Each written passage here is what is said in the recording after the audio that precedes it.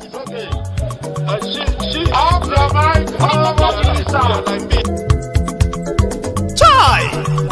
Now wow, people wey suppose talk truth to power don't off mic. And if we talk, now 500,000 they go summer us, call them hate speech.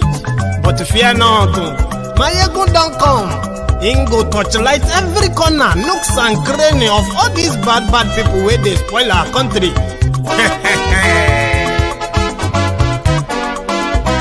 So my people make we laugh, oh, yo, yo. Maiyegun don't come, oh, yo, yo. My people make we shout, oh, yo, yo. Maiyegun don't come, oh, yo, yo. Maiyegun don't come, man of the masses, oh, yo, yo. Maiyegun don't come, oh, yo, yo. Maiyegun diary Politico, yo, yo. Maiyegun don't come, oh, yo, yo. This one not the off in mind, oh, yo, yo. Maiyegun don't come, oh, yo, yo. And in the touchlight every corner, oh, yo, yo. Maiyegun don't come, oh, yo, yo. Okay, some people be they holla say they want the power. Chai, them be promise us say we go get light and power. Nah. Them hustle sote they can't get the power. But now they know they do anything with the power.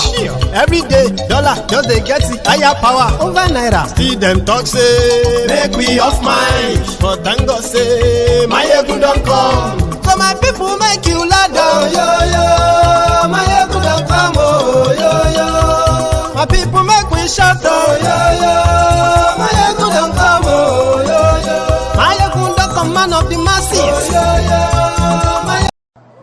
This is their record. The exchange rate has moved from 120 to the dollar to 240 to the dollar. That is Jonathan's record. Jobs have been destroyed.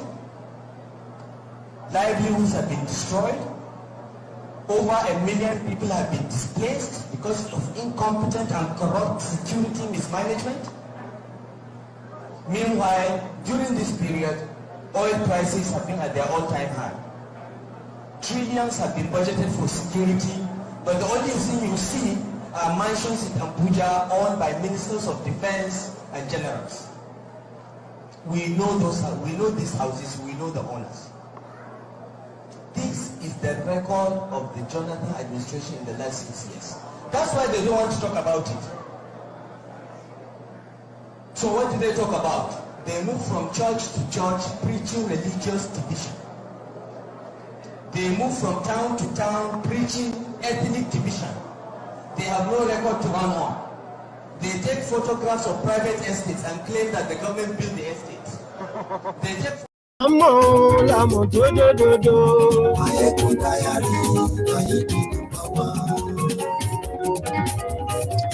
there.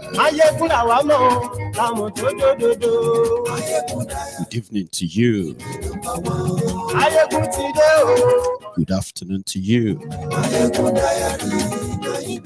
And good morning to you from wherever you are watching from. This is Maiyegun Live. Àṣírí ọ̀jẹ̀lú kì í bò níbẹ̀ o. Bó bá ṣe àní Maiyegun máa wí. Thank you so much for joining me, and I apologize for starting late, but I'll make it up to you, all of you. I'll make your wait worth it.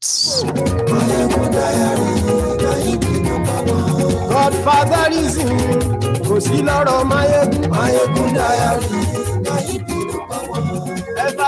Share these broadcasts. Invite your friends. Invite your not so friendly friends. Tag all the Buhari Dins, the Buhari Diderins, the Buhari Denotus, the Buhari Dijatus. Don't forget the Buhari Shukus, the Ngoziaris, the Unekaharis, and of course,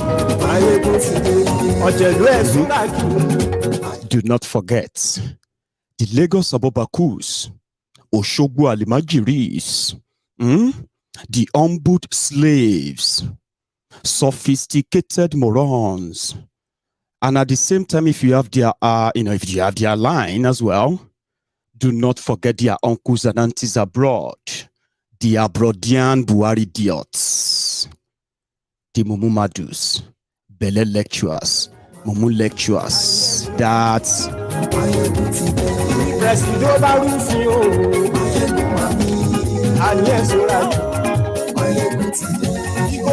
first, politicians would deny.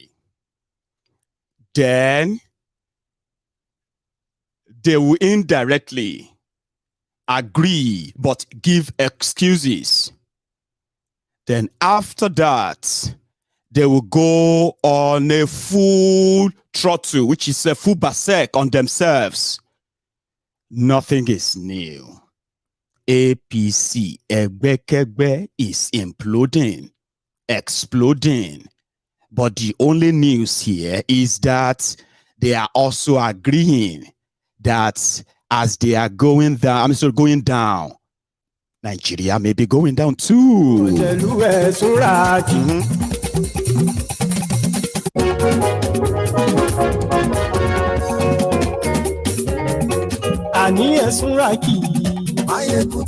Tell them, share the broadcast, invite them, right? Like the broadcast, subscribe. If this is your first time, you are always going to be happy coming across this video from whatever platform or whichever one you are watching from.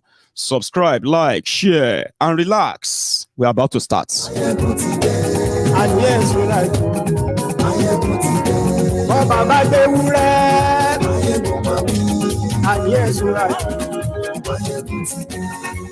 Thank you very much. Once again, good evening to you, good morning to you, and then a good afternoon to you from wherever you are watching from. Whether you like Maiyegun or you don't like Maiyegun, there is something you are going to agree with Maiyegun tonight, and that is there is fire on the mountain. Nobody can deny it. Obvious, the obvious now anymore. I told you, and I'm going to take you a little bit back the memory lane so that you can have an idea of where this is coming from. Just a few days ago, El Rufai of Kaduna, the Kaduna little finger, has been crying everywhere they could give him a microphone and a camera. He's been to BBC Hausa. He's been to TVC 3 times. He's been to Arise Television once. And the reason is because he's crying out loud that some people inside the asshole rock are working to sabotage Tinubu from becoming your president. Same thing with Tinubu as well. He was the first person to blow the whistle, the dog whistle. Eba agbe epo pamọ́, egbe Naira pamọ́, ama dìbò, ama wọlé. He destroyed the Naira, took it from 200 Naira to 800 Naira. Attacking Boko Haram every turn. But here is the history. In January 2022, Tinubu, returning back from a medical trip in London, right, landed in Abuja and booked an appointment to see Boko Haram, where he told him that he's going to be running for president. But that was kind of unusual for a Lagos landlord, the man that created Lagos State for 6 days, rested on the 7th day, but forgot to actually add any real medical facility to that creation, right? So he went to Boko Haram to seek his permission. But there was something that happened. What was that? There were rumors that the asshole rock, right, they are not going to support Tinubu. How? There was an agreement. We had an agreement that, I will support him, and when he's done, it's going to be my turn. What changed? Well, Pastor Ruga will be running. No, Yemi would dare not. Yemi care. Yemi want to run for president. Like Ye, it's impossible. Well, it's going to run. And there's another person called Lawan, the Senate president. And there's another one too. And there's another one too.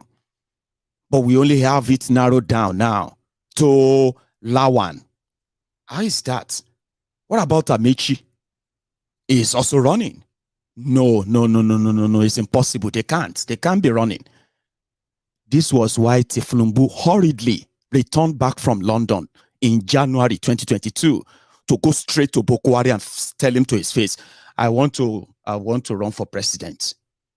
So with that, sending a signal that all of you who have me to contend with for that ticket, I want to see any of you who is going to really stand up, to challenge me. But that didn't deter them. But here is the deal. When the Aso Rock that they call the Aso Rock Cabal, now don't let me kind of hide it from you. When they talk about Aso Rock Cabal, the Aso Rock Cabal are the members of the old CPC of Bokwari. Everyone else answer to them. Everyone else. So if you see anyone in Bokwari's Aso Rock, working there, and you could trace him or her to CPC when Bokwari was running to be president, there are those cabals people talk about all the time. El-Rufai is not in. However, the cabals don't have delegate control. So what did they do? They now compel Bokwari to call the governors because now them get the states, now them get the delegates. Just tell them that this is the person you want and everybody should queue behind him.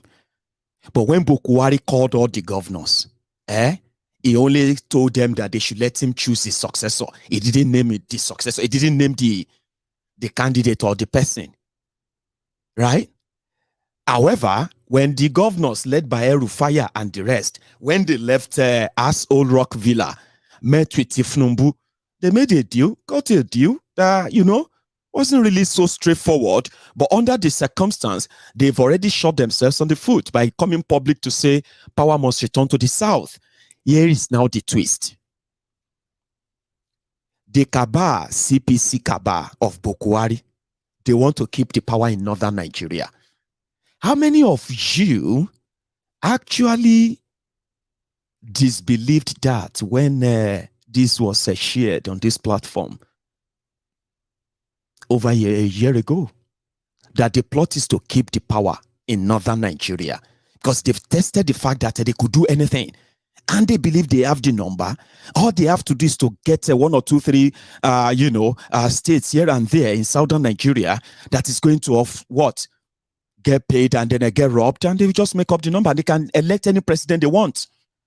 They said that there was a video that this northern youth came out and said, everybody is saying they are going to be this, the power is going to be, no. They would decide who will become the next president. Yala and Co. You remember them? It was all because the CPC jihadist Kaaba inside the Aso Rock.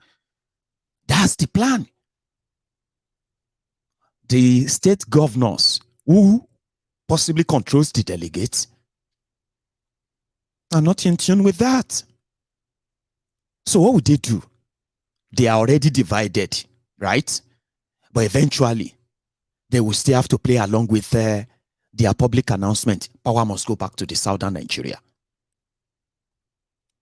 That was how Kolu shook majority of them inside the Aso Rock. When remember this, that was when he shook all of them. Because the Kaaba that wanted to challenge him and stop him, they have no real delegates per se. Here you get, according to those states. So Kolu, as the Lord, right, was able to make a deal that all those governors, they handed over their delegates to Kolu. That was how Kolu defeated the first round of those who started the plot to stop him in APC. Now, Kolu has secured, he is managed to buy the tickets He can campaign can go everywhere, but Kalu himself knows that that is actually not what will give him that presidency. Because, number one, APC, Egbekegbe, have destroyed Nigeria beyond what you can even imagine. People can make up all their reality, leave that aside. In truth, meanwhile, how are you all coping with the scarcity of Naira? What is the Naira to Naira exchange rate today? You know, we usually talk about the dollars Naira exchange rates. Nigeria is in chaos right now. But Nigeria has been in chaos for 7 years that these rogues came in. The reason why El Rufaya and Co. and Tinubu are now screaming out today is not because of scarcity of currency. It's not because of scarcity of fuel.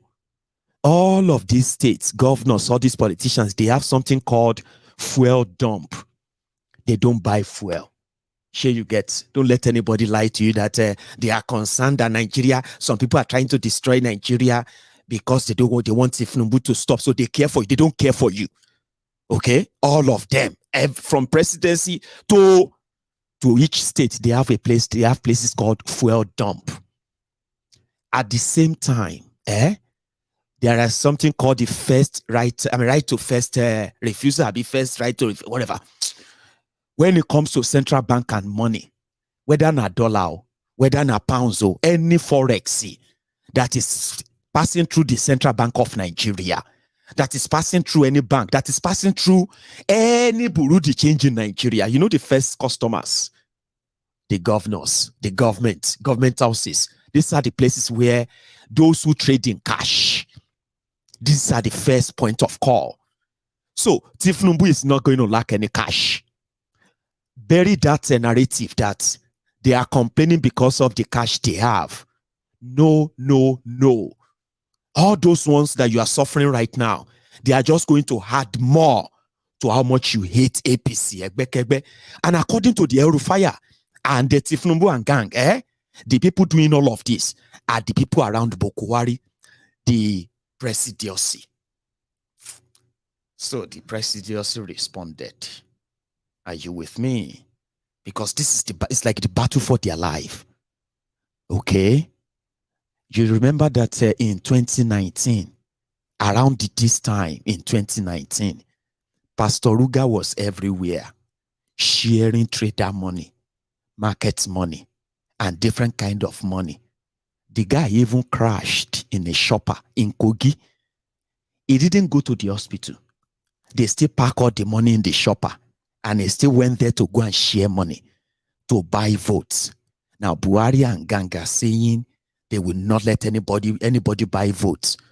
Tinubu and gang will have money to buy votes, of course. But the real thing is this.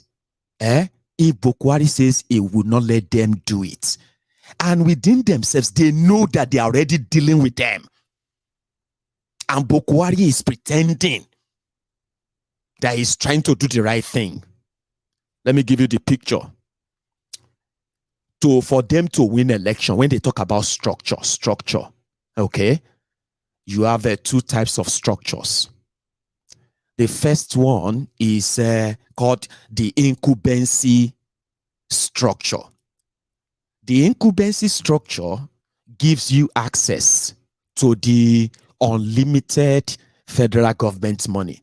Not just that, also unlimited access to move the money across Nigeria unchecked, unhindered, and no record. This structure is very, very crucial during election in Nigeria. So even if they have the money, but they don't have the system that allows them to move that money conveniently to the places they want to move them to.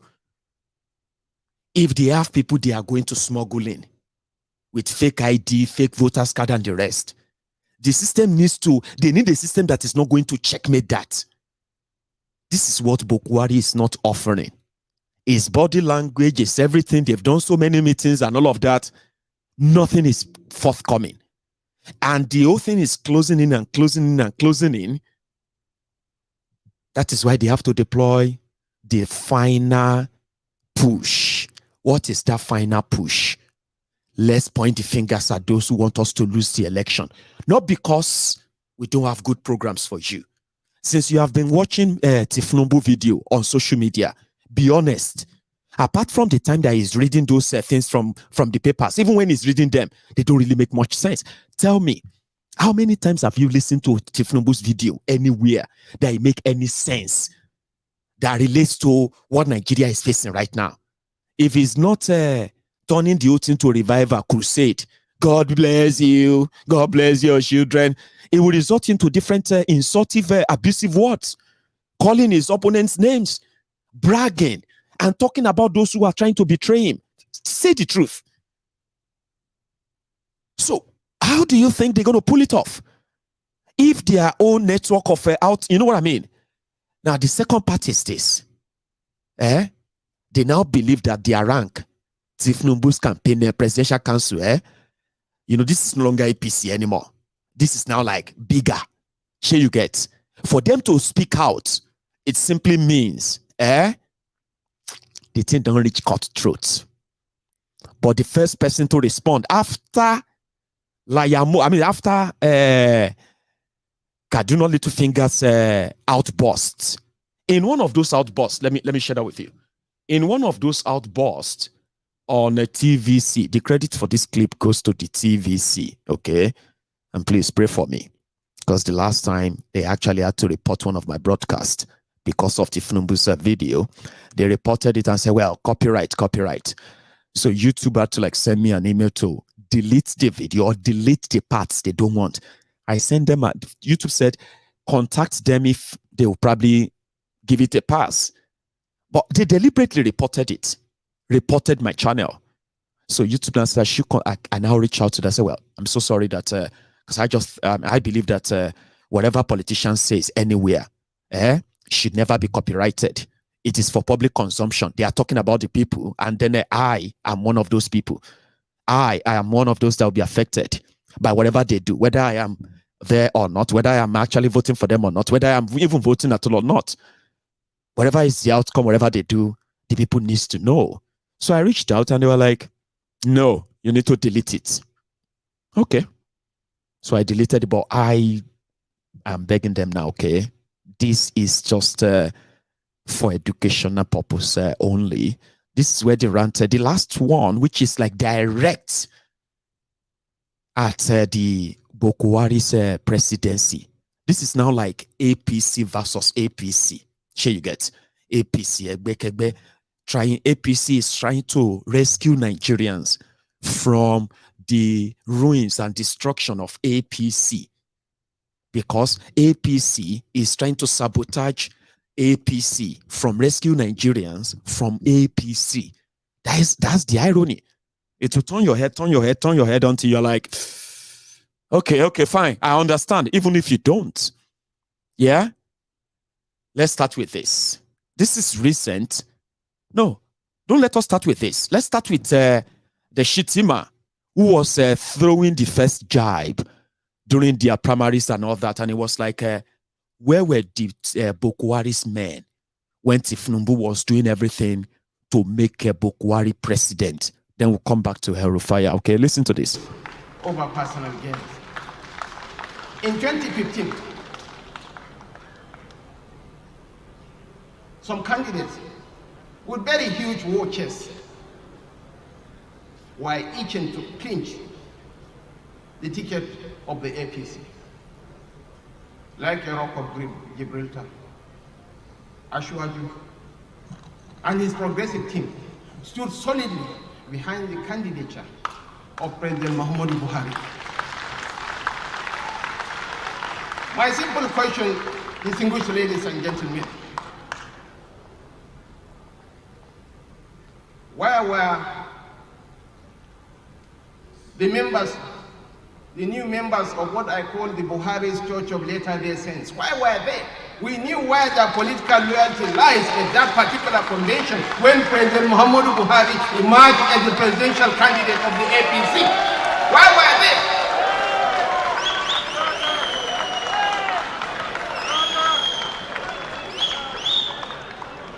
And some people say anything goes in politics.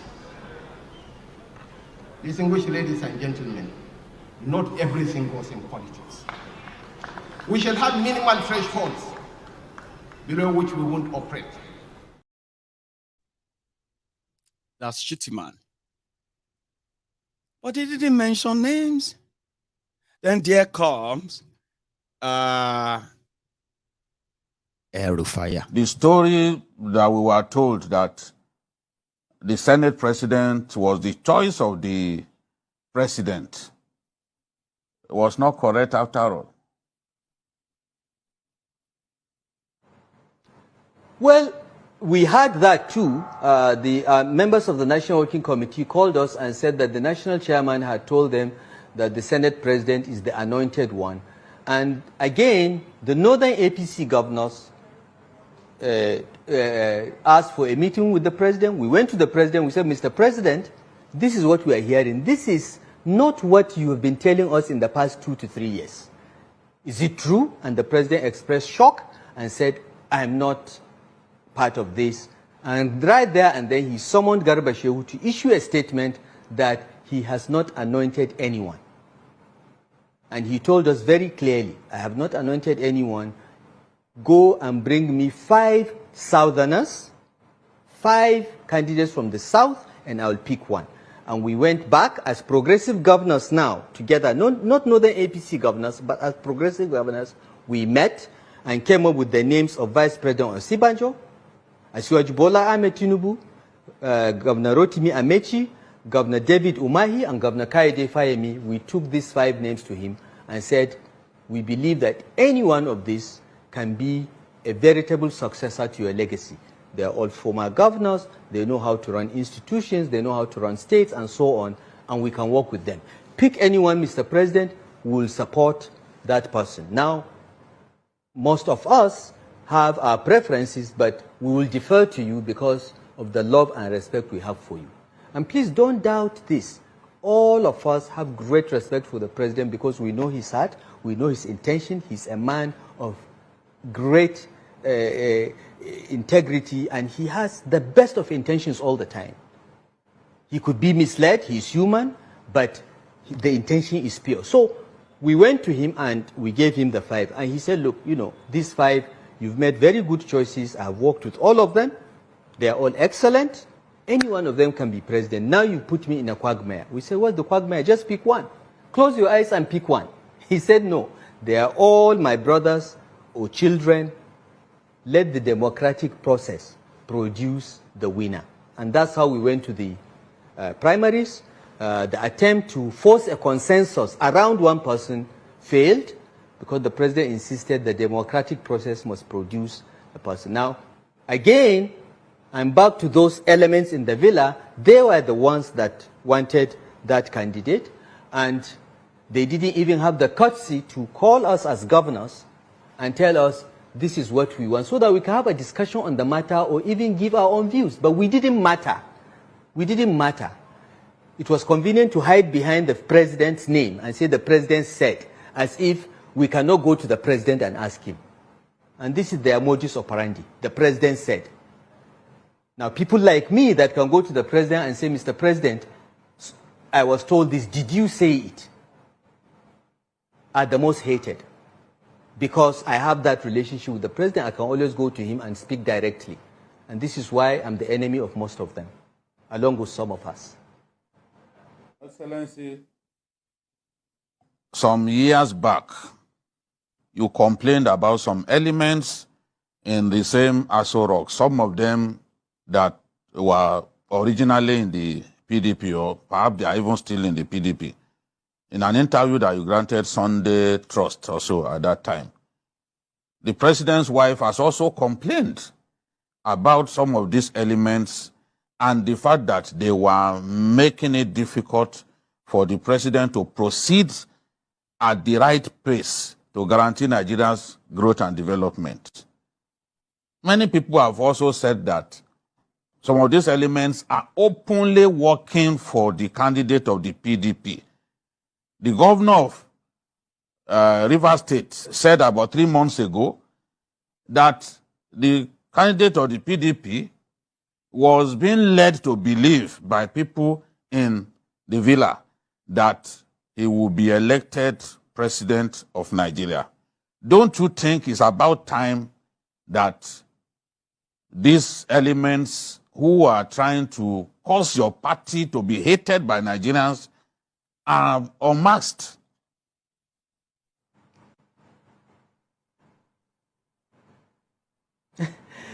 Look, unmasking them is not as joyful as defeating them. They will be unmasked in time. But we have defeated them when they wanted their own people in the National Working Committee of the party.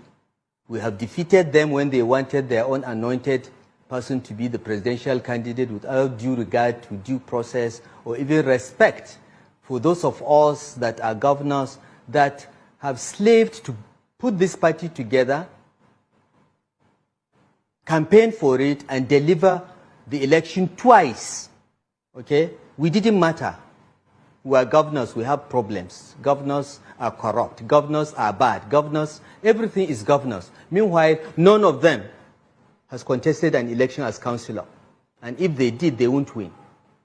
I have been elected twice with over 1 million votes as governor of Kaduna State. I can claim to speak for the people. None of these people can. We'll come to the unmasking stage. This is not the stage.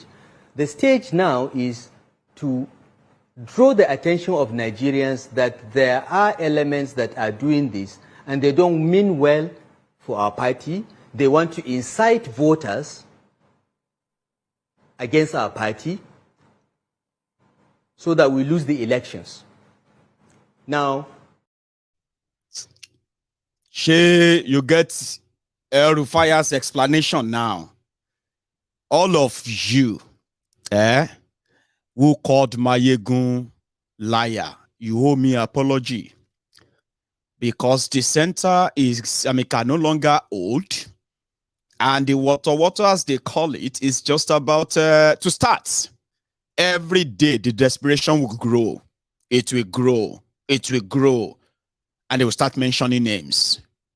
So after El-Rufai's allegation, Layamo, legendary Layamo, responded on behalf of Bokwari, and this is what he had to say to respond to El-Rufai. The governor of Kaduna State alleged that some people within the villa, or within the government, right? Within the villa. Within the villa. Acting, doing everything possible to obstruct peaceful transition.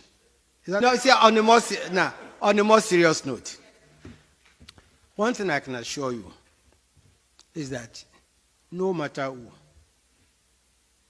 this administration is focused and determined to ensure a free and fair election.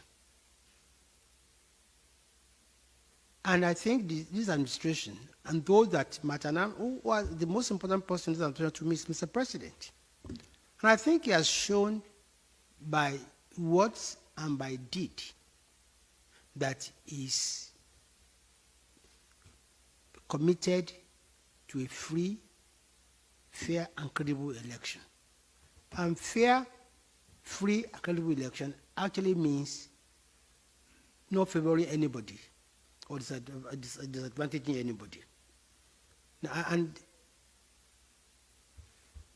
everywhere he goes, he makes that very clear. Even as recently as Friday, when he was in Daura, he said the same thing. So if there's anybody who's working against any candidate, we don't know officially. Now, the other question about the Transparency International rating of Nigeria, and my position is the same.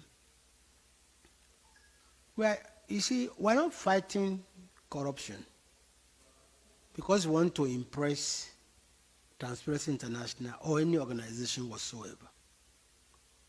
We are fighting corruption because we believe if you don't fight corruption, there will be no growth, either in terms of, the economy or even political. Therefore, what we do and what we have put in place to fight corruption is not because we want to be rated by anybody. If, for instance, what we are doing catches the attention of Transparency International and they improve and they give us better marks, so well and good. However, I can assure you that we do not, as a government, know what template TI is using. But whatever template they are using is clearly oblivious of what this administration is doing to fight corruption. Corruption fighting is not just by how many people have you arrested, how many people have you tried, how many people have you convicted. Of course, that even in that respect, we have a very impressive record. Is it EFCC?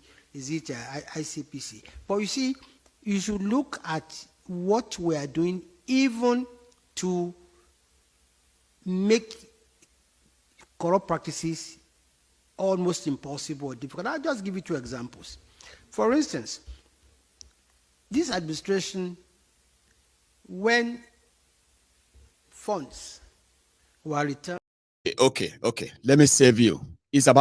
Everything he says is lies. Okay, everything everything that comes out of his mouth is a lie. He's about to lie to you. When he tells you, okay, let me give you an example. Let me save you from Liar Mo. And for those who don't know that man very well, okay, where is he? It's the Liar Mo. I will ask him to introduce himself to you. Who is Liar Mo? My name, as it appears on your CV, is my correct name, which is Lai Mohammed. Please don't believe what they say on the social media. They call me all sorts of names there. I used to ignore it until one day when my 7-year-old grandson called me and said, "Grandpa, tell me the truth. Why did they call you Liar Mohammed?" I looked at him. What do you say to a 7-year-old son? How do you explain politics to him? So I said no. He's about to lie again. Instead of coming clean that because I lie for a living, I am Joseph Goebbels of APC. Egbekegbe. He lies for a living. Old man, oh. He is a legend, by the way, and he's been so quiet until now when El Rufaya accused the asshole rock of sabotaging Tinubu. Who is the best person to tell the story? Liar Mo. If you put 1,000 microphones in front of Liar Muhammad, this is so unique, right? He will lie to each of them. I mean, every one of them. Different lies. He will tell different lie to every microphone in that bunch. He's a legend. No, we don't know about that too. Anybody walking against? No. What would he say? And that is where Hell Rufaya comes back in. Listen, Layamo knows what I am talking about. He may not want to say it. He knows the people I'm talking about.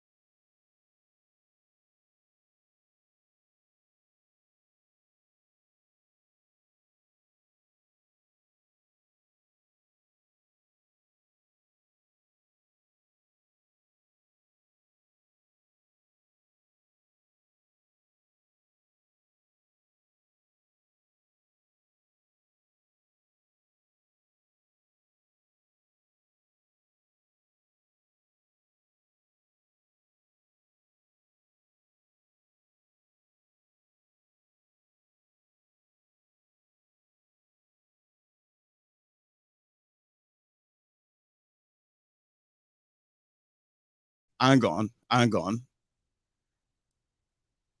I don't know what's going on, right? Something happened there, right? I actually thought you were seeing that, but for some reason, I just figured out that I'm the one on the screen, like drinking and sipping my tea and watching. Can you hear me? Is the sound back? Yeah. You see, I told you. I may wake up tomorrow and then get a strike that says that your last video has been reported. Just pray for me. Sure you get, but I mean, I will still speak my mouth. I will still show you what I have. And I'll go to bed happy. Tomorrow will be another day. So there is a clip of El Rufai I was sharing. I don't know what happened.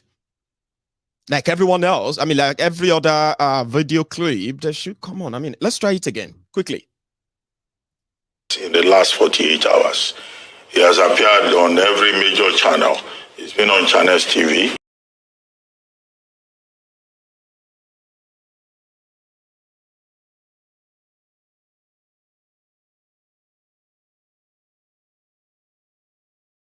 Okay, I think that clip has a problem. Okay, so I'm just going to pass. So if the clip continues to like pop up in a way that is not showing out there, something else, we'll just go to something else. That was a very, very good clip that would have made so much sense because he was talking about the people behind the sabotaging of Tinubu. He said these people are northerners. These guys in Bokwari's government, they are from the north. And I told you, I said they are CPC guys. And that Layamo knows them. That's what El Rufai was saying. He said Layamo knows them. But you can continue to deny because their intention is to plunge Nigeria into more crisis. So if they didn't want to, if APC didn't want to plunge Nigeria into more crisis, why would they even pick up a Muslim ticket in the first place? Now, talking about the internal betrayers in Oshogbo, just a few days ago, and I think it was yesterday, Kolu was in Oshogbo, and he was lamenting same thing. Listen to this one. Sorry, it's in Yoruba. I will explain it to you. He's talking about people betraying him. And so far, so good. Pastor Ruga is already in the blacklist and black book of Ekolu as we speak. In fact, he's describing him as somebody that if he wants to go, I mean, okay, listen.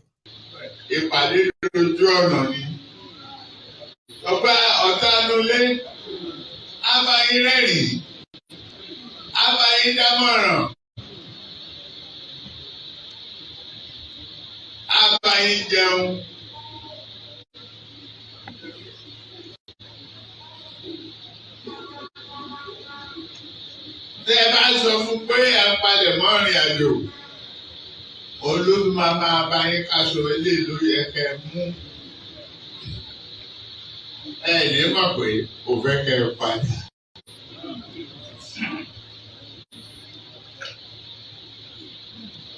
Bọ́tí Ọlọ́run ló lù rà padà. Ó lọ̀gá gbogbo ayé. Ẹ gbogbo yín wá lé o. Ìnìkan ò ní mí. Ìbànújẹ́ ò ní bá yín. Ẹ rí ilé ìtẹ́gbọ̀n ẹ̀.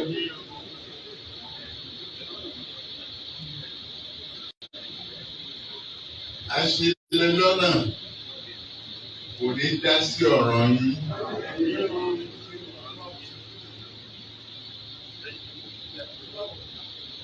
Mo sọ fún Buhari pé wọ́n fẹ́ ṣì ẹ́ lọ́nà.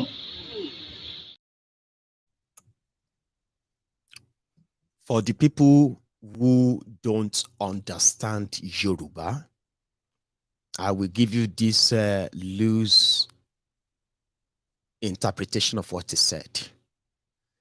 That's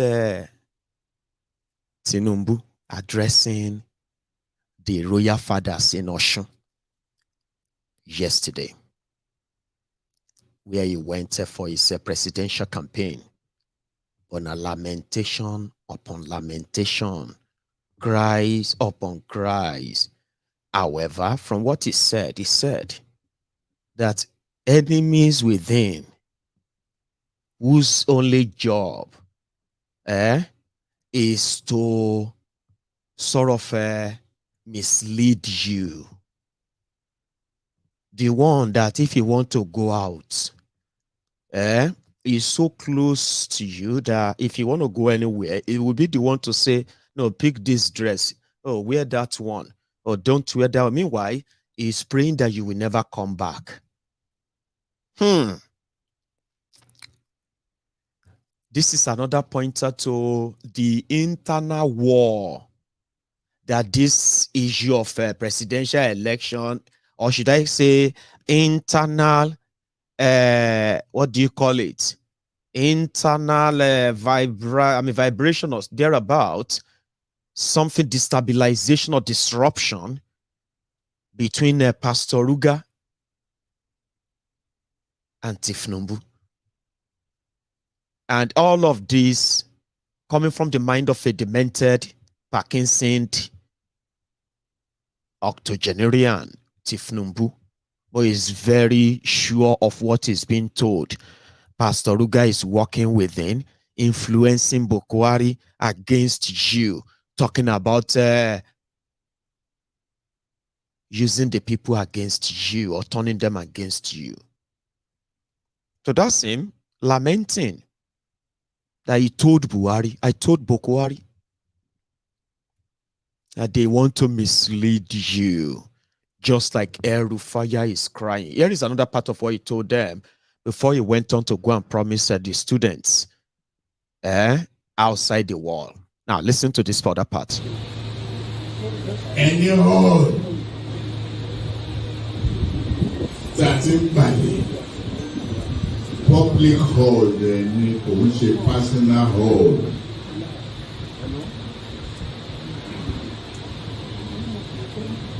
Wọ́n lè ti torí pé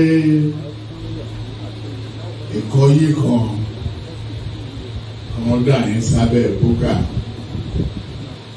kò sẹ́ni lè dà yín nù Ọlọ́run ní dà yín nù kò ní dójú tì yín olóńgbàgbára.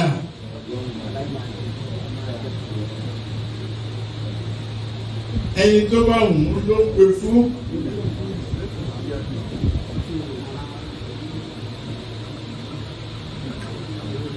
Òun ló ní gbogbo èrè ló wà. Ó lóun lè gbé fún ẹ fún ìgbà kan. Tó o bá lò bóun ṣe fẹ́, òun á fi ilẹ̀ òun á fàlùbáríkà lé. Tó o bá dẹ̀ lò bóun ṣe fẹ́, kò sí bó o ṣe ní ìmọ̀ tó. Òun á gbà lọ́wọ́ ẹ, àwọn tó gbé fẹ́ lòdì. O lẹ́nu àti béèrè, o láyà láti béèrè pé kí ló dé ìwọ Ọlọ́run kí ló ṣe báyìí. Orí òun ní ọba tó tóbi jùlọ. Òun ní ọba wọn gbàgbà ẹ̀ òun yẹ ẹ lónìí.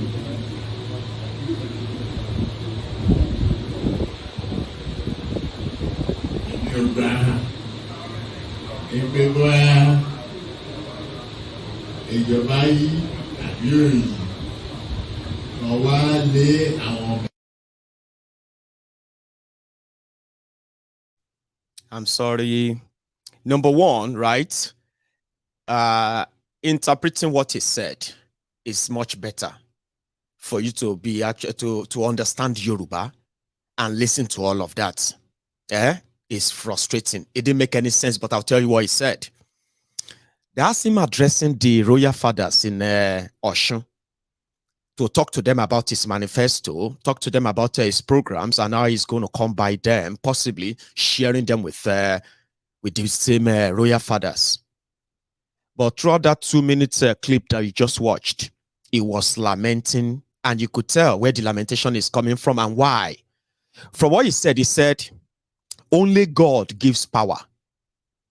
Only God chooses who is going to become powerful. And he chooses when it to take away the power. Because God said, I am only borrowing you. Okay? It's just like I'm just borrowing you for a time. That's why I'm giving you this power. I may take it away from you and give to another person. Because God is the highest over kings. And he believed that whether power is going to change and or power is going to turn or it's not going to change, only God knows. That's why he said in that 2 minutes, lamentation of how much he expected the support, which is normally that's how they do it in Nigeria. We just don't know why Boko Haram is not giving him that yet. Because I've told you, don't bank on it too. Don't go to Sibra and be like, they are fighting. Yeah. No. You know why they are fighting. You know the depth of their wrangling and all of that. Until they destroy themselves. You have no kind of reason to rejoice. Whatever happiness you think you are enjoying right now is momentary. These guys are criminals. And when the stakes are down, finally, when the push comes, I've been a shove, come to push, I've been a push, come to shove, whichever of the two, they always win. The system always wins. Have you ever noticed? When the criminals are fighting themselves within the rotten system, the losers are always the people. When the criminals are united and happy together, the people are also the losers. Because most of the time, your joy, your rejoice, and every other thing that you are celebrating are premature because they are momentary. Until they destroy themselves, that's exactly when you should probably start rejoicing. But here is the worry. For them, not for me. They are worried that all this wrangling is going to destroy Nigeria. And Nigeria may either enter a coup or a civil war or a revolution, something that may completely get out of hand. Are you watching me from Ibadan? For example, if you are watching me from Ibadan today, and what you witnessed today because of no Naira and all those banks, around there, Agodi, Gaiety, Ojo, and all those routes, and all, Iwo, all of you who saw what happened in Ibadan today, God help your souls. Now, all of these are the making of all these criminals because they are fighting themselves for power. And you are suffering it as you are today. So they are worried that this whole thing may actually bring Nigeria down. APC may bring Nigeria down with them as they are going down. No wonder Kolu prays everywhere he goes. Now, when he had a chance of meeting the people, especially the young people in Osun, he told them, listen, I will make sure that your university education is 8 years from 4 years. Madman. Fún àwọn ọmọ wa tí ò rí léèwé wọ̀, ẹ̀yin tẹ́ wà léèwé, ẹ lọ kọ sílẹ̀. Ẹ pè mí ní ọmọ àlè tí ọjọ́ yín bá kọjá ọdún 8. Ọdún 8 lẹ máa fi kàwé.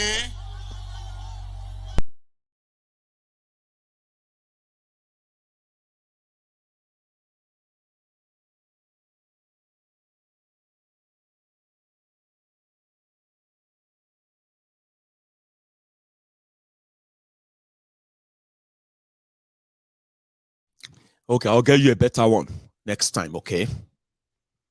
Oh, you heard him clearly, Abi? To all our children who are unable to gain admission to universities. In fact, to all of you who are in universities right now, call me bastard if you don't spend 8 years in that university, because you will spend 8 years in that university. For all your 4 years courses, call me bastard if you don't spend 8 years. Some people said Tinubu is all right, it's fine. No, I don't believe that. I mean, some of you believe that there is hell, there is heaven. If you do good, you go to heaven. If you do bad, you go to hell. Liars, liars, pants on fire. If you lie too much, you end in hell.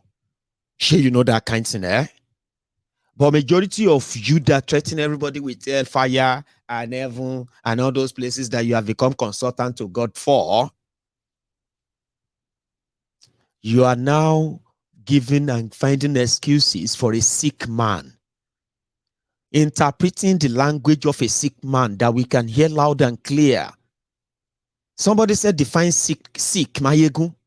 Show ni problem ni. How can I describe sickness to somebody who himself is probably sick too? They are there. They said, somebody even challenged me. Shut up your mouth, Maiyegun, you this Maiyegun. Tinubu is a genius. Do you know if Tinubu is going to make sure that all of the education in Nigeria will end in 8 years?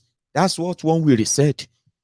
From kindergarten to university, first degree, everything 8 years. I said, even Tinubu will not go any school. I won't take no. Let's be honest, I won't take no. Say they're from the Western world. I said, which Western world? Which one are you talking about? That is a caller wale from what do you call it? What do you call that place? Ajangbadi. Caller wale from Ajangbadi. Or caller wale from Amukoko.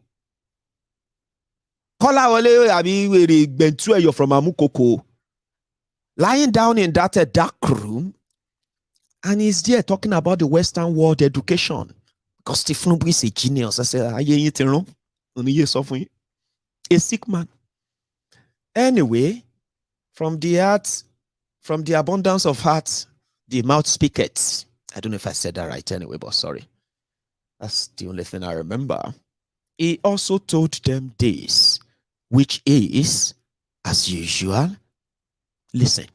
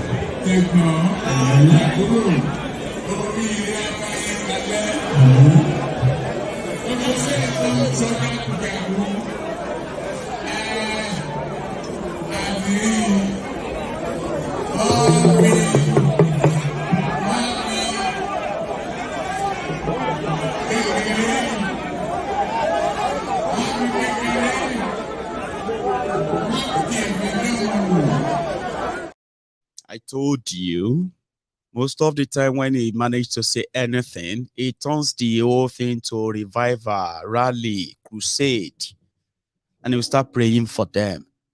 He said he's going to create jobs for them. He's going to establish businesses for them, right? And everyone who is a graduate in Osun, okay, that they are going to create registration center for them so that they will go there and register. and then they can learn something after graduating. Can you believe that?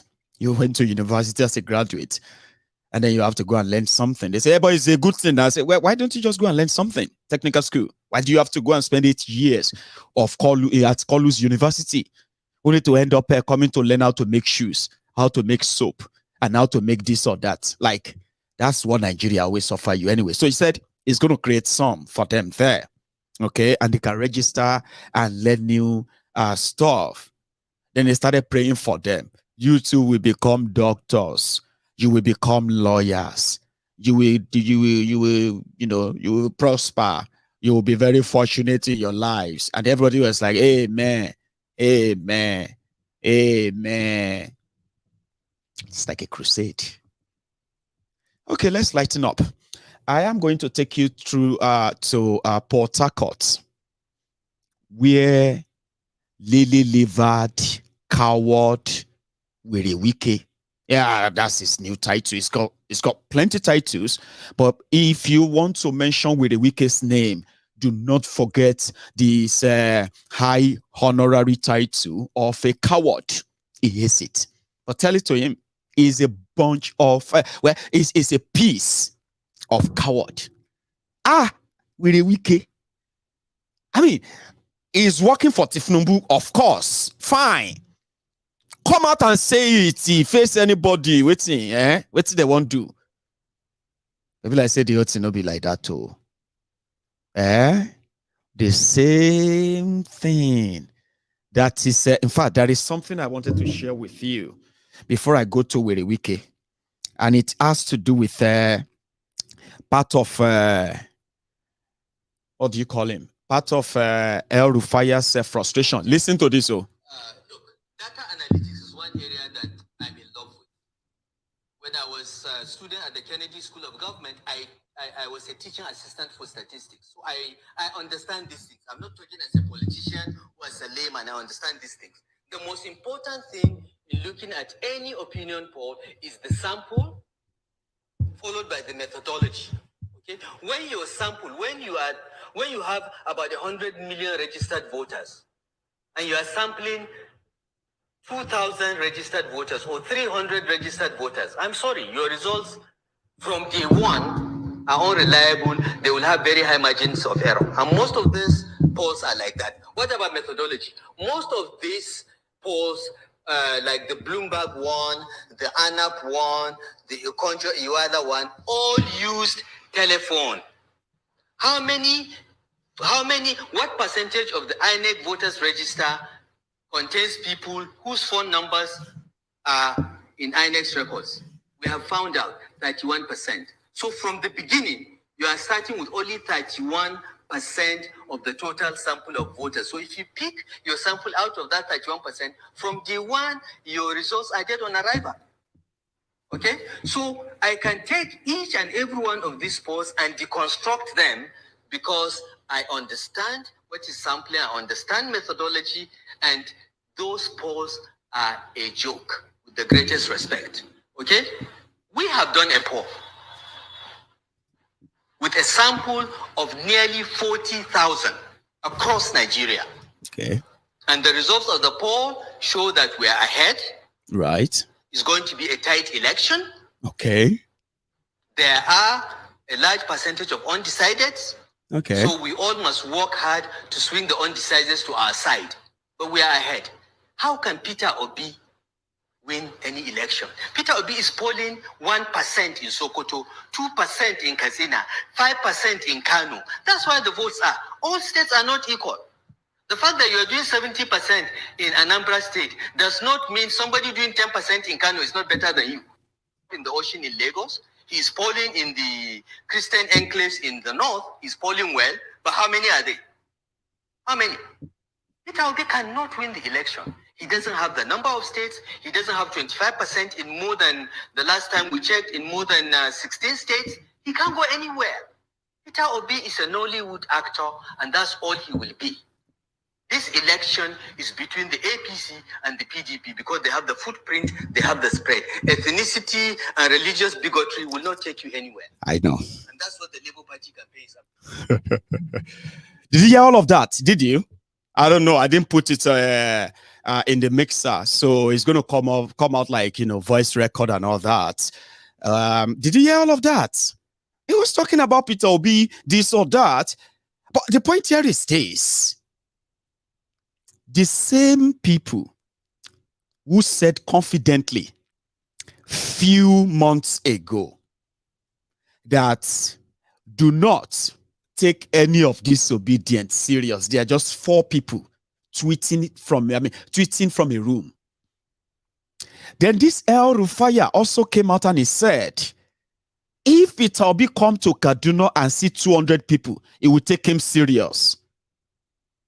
Now, El Rufaya, 10 months after, is saying from their own poll that the same Peter Obi and Obedient that can never win are polling 25% in 16 states. The one they did. You better start preparing for real revolution. If Bokwari continue the way is frustrating these people, now them go start the whole riot everywhere. Just like Ogun State governor now. That one has stopped all this campaign. No more campaign, APC campaign in Ogun State. The governor suspect because economy is hard. Nigeria is tough. Nigerians are suffering. Now these governors go sponsor the riot first. And it go be because of this Obi. I just thought I should tell you. Person when no go win, when no feel win, is giving this guy serious trouble. And where a Wike that publicly rejected Atiku is scared to come public and say, I'm supporting Tinubu because he's the one that is going to win. Why can't Wike say that in public? Why is he afraid of saying that? She retracted to one lay. Could hear anybody more? Ego scatter beyond waiting yourself plan. Mo go River State. Where the Wike in his usual what have you is no longer that way the Wike. Is now saying, you are calling me a coward. You're calling me a coward. We know who is a coward. Baba, we know so now you be the coward. All of us, they root for you. We they believe so you go come out blazing, fire blazing. The obedient, we don't they hang. You see those obedient, they've managed to take over all the social media. Seriously, they control it. This used to be something that will cost you billions and billions of naira. Recruiting social media handlers for you. Among these obedient turn themselves to the social media warriors for Obio. If you say anything, if they enter you, even if you are denying that social media is nothing, people they get depression because of the obedience. As we became mad rich, since vote no day Twitter, vote no day social media, Baba, where the Wike came out and said he never told us that he was going to publicly announce his candidate. Baba, announce your candidate, we did your back. Nothing they happen. Oh man, no be man. Fear, now your mate. Or obedience, now your mate. Then be the real threat, too. Let's go to River State, like I said. I want to say this. The man who through justice, finance, and equity has simplified River State. May we invite His Excellency, the Executive Governor of River State, yes, everyone we can see.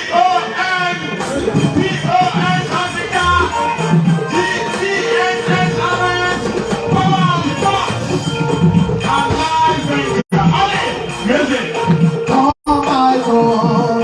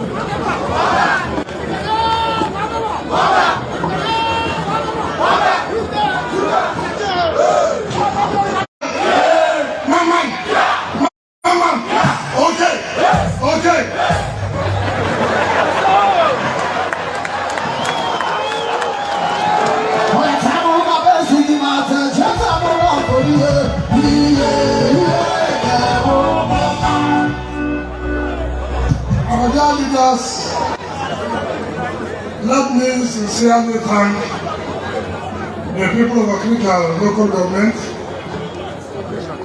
and their leadership for the massive turnout of our people to receive us today. Let me also thank the royal fathers, the Amanabo for Goloba, the Amanabo for Koche, and the Amanabo for Feke, who are all here to give us support.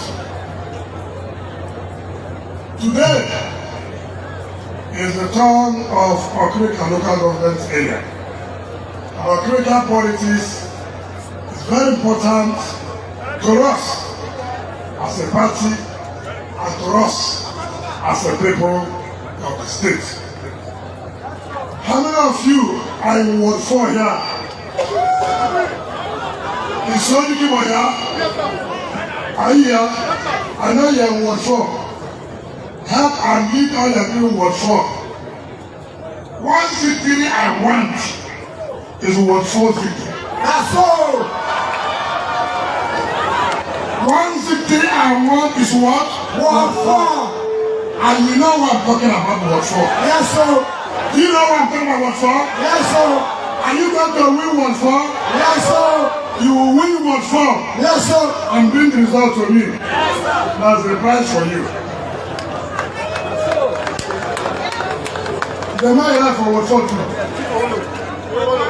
Oh, no. Yes, yes. What should I do? No, we have won. Now let me tell you, the Wahala candidate has said consolidation and continuity. The council chairman, while he was speaking, he said, since 2015 we came on board, that there will be peace in our country. You know, peace. No local government can grow without peace. And therefore, the peace we have maintained in collaboration with the council chairman, our council chairman, and the traditional rulers and the stakeholders of this local government. The incoming governor will continue to maintain that peace so that we can enjoy development in our country. I'm praying to God Almighty, which I know I will. When we came here, we did the phase 1 of Okoche internal roads. We are doing the phase 2 of Okoche internal road, which must be completed before we leave office. When we awarded the Sanfield that somebody took before, when we awarded it, so that I can have more land for the development of Okrika. Let me say this clearly. Some people said I cancelled training because I was afraid of the massive mobilization they want to do. Fine. Mobilize it for vote. You don't need. Nobody mobilize it for vote. They go. They are jubilating. That was why they caused the crisis that led us to cancel that training. Because they know they would have been exposed and they have nobody to mobilize. But every day is for the thief. One day for the owner. One day will come. We'll even give them this fee to come. They will not see people to come.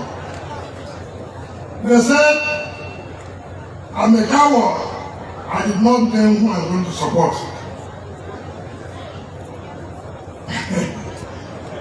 All of us know who is a coward. All of us know who's more courageous. Is everybody who's more courageous than me there? No! Look, I'm happy. I was a minister. I was a council chairman. I go home happy. And I tell my people, I point the people of Mexico. See, when I was a minister, when I was chairman of council, when I was chief of staff, see what I brought to the community. Right? Yes. Let them point. In Okrika, one project, one.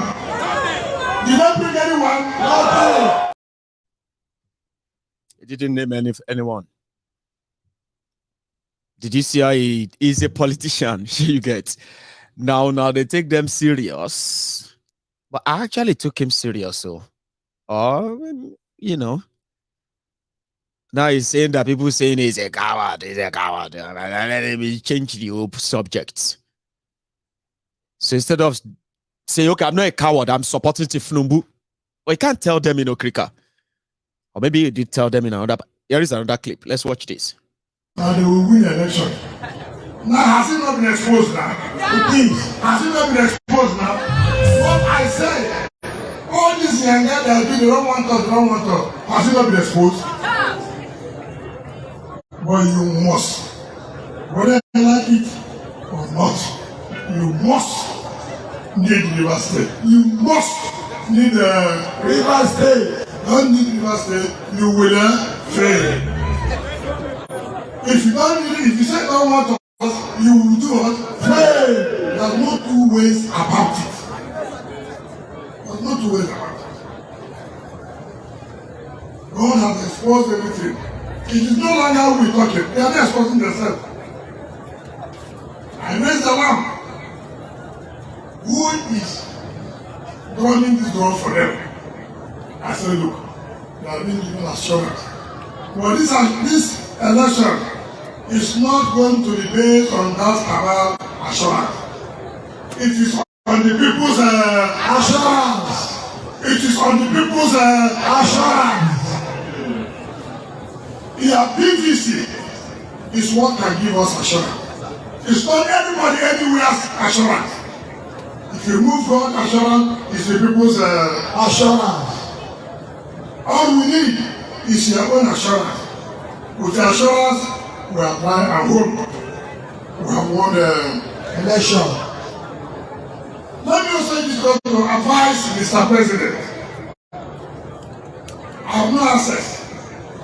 But you let me use this last privilege and advise Mr. President because I knew well for him.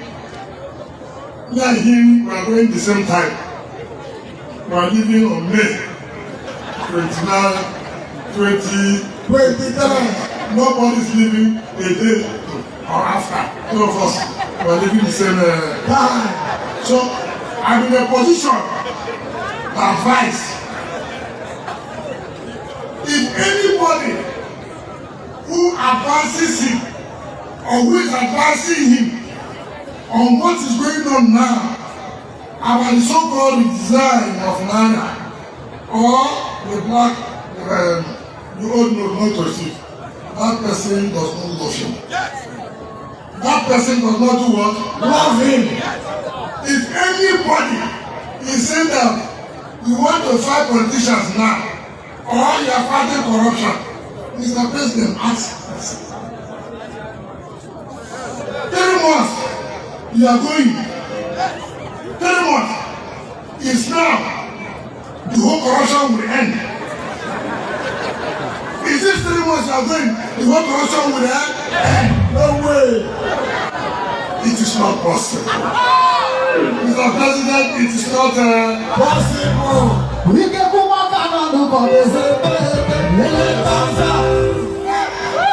at the policy. Why the governor of Central Bank, even when he wanted to contest for president, why did he not bring this policy then? Why?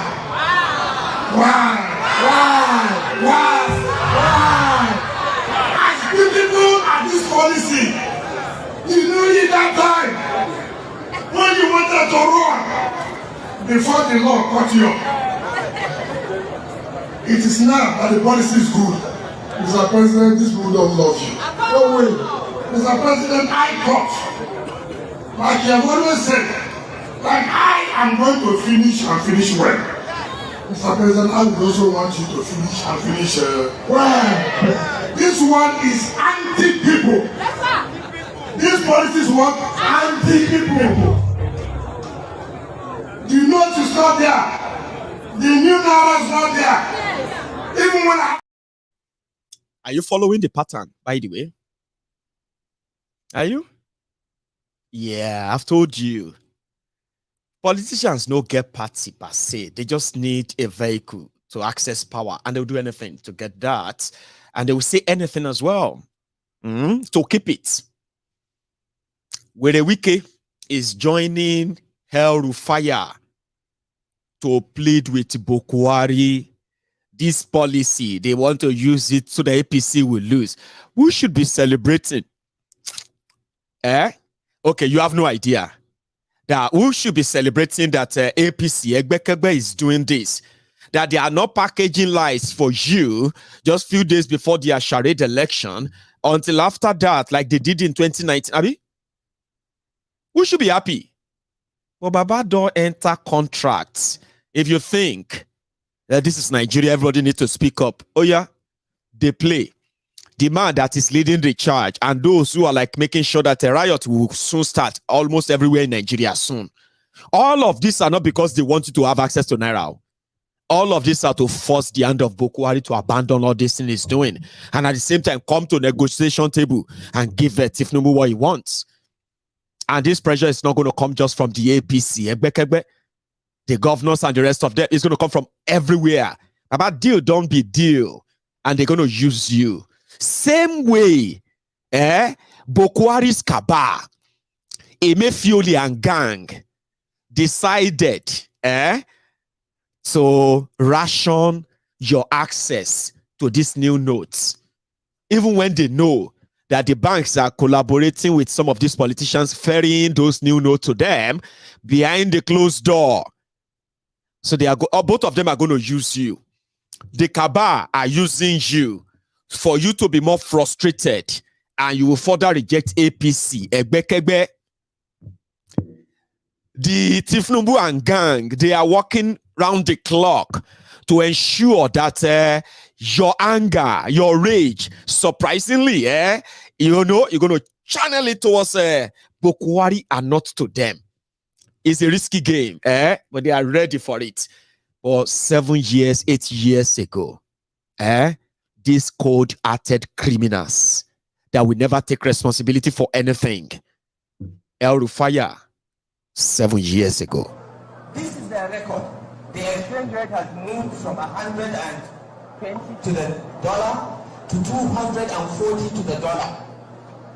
That is Jonathan's record. Jobs have been destroyed.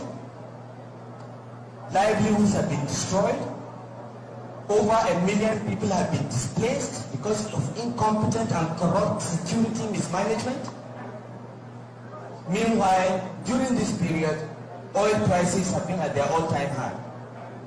Trillions have been budgeted for security, but the only thing you see are mansions in Abuja owned by ministers of defense and generals. We know these houses, we know the owners. This is the record of the Jonathan administration in the last 6 years. That's why they don't want to talk about it. So what do they talk about? They move from church to church preaching religious division. They move from town to town preaching ethnic division. They have no record to run on. They take photographs of private estates and claim that the government built the estates. They take photographs of railway bullet trains from Port Harcourt and claim that it's federal government train system. They lie for a living. Do not believe anything they say. Even when they say good morning, check, it is probably evening.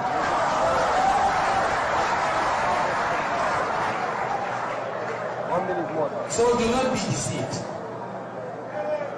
I am here before you as a father of young people like you because I have many children. We don't count our children. We count blessings. That I care about your future. We all care about your future because we have children too. and we want you to stand up and vote for change. On that day, you get your BBCs. Don't be intimidated by anyone in uniform. Remember, a few weeks ago, we needed to get the help of Chad and Niger to chase Boko Haram. So don't let them scare you. They should not scare you. Go out with your permanent voter's card and vote for the party and the candidate that will secure your future. That party is the APC. That party is the APC. Those candidates are the candidates of the APC that emerge through transparent primaries, not criminal imposition. The APC is different. We are different. We represent integrity. General Buhari represent that. We represent performance. First of all, there embodies performance.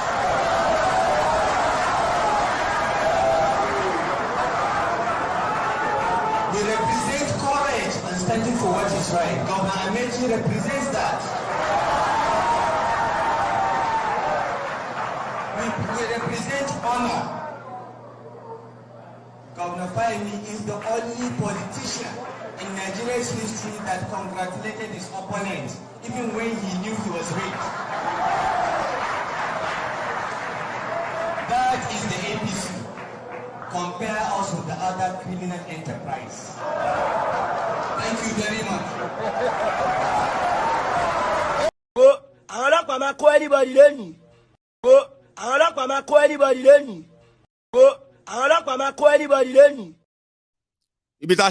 That's where they go, because right now everybody is running crazy and mad, and majority of them are from APC. So when we can just mention something about the central bank, what have you? Let me take you down to some of the happenings in Nigeria when it comes to this no money, no scarcity of money, this and that. So Nigeria Naira is being sold for Nigeria Naira. Can you believe that? You exchange Nigeria Naira. Now, let me tell you the scam. This is the scam, okay? The scam is that the new note, if you need, 10,000 Naira, new notes, right? You would have to pay about 2,000 Naira. Now, here it is. You have old notes, and you need 10,000 Naira, new notes. So when you want to give them that old note, you would have to give them 12,000 Naira, and they'll give you 10,000 Naira new notes. It varies everywhere. Sure you get. And this has gotten to a stage whereby they said they are doing cashless economy, whereby go and buy anything you want to buy, pay with card. They don't want cash, too much cash everywhere anymore. But unfortunately, do you know something? Just same time, like say they deliberately want you to actually go through hell. This is politics, so don't let anybody, like nobody is sabotaging anything other than the government, sabotaging the government, and then the people are suffering it. And then the APC, that is in government, is now accusing itself of sabotaging Nigerians. Is yam pepe scatter, issue at yan. Let's go to the streets. You know this guy now? Shebi, you know him. UBA, Drive. They say they have not received any money and they are not giving out.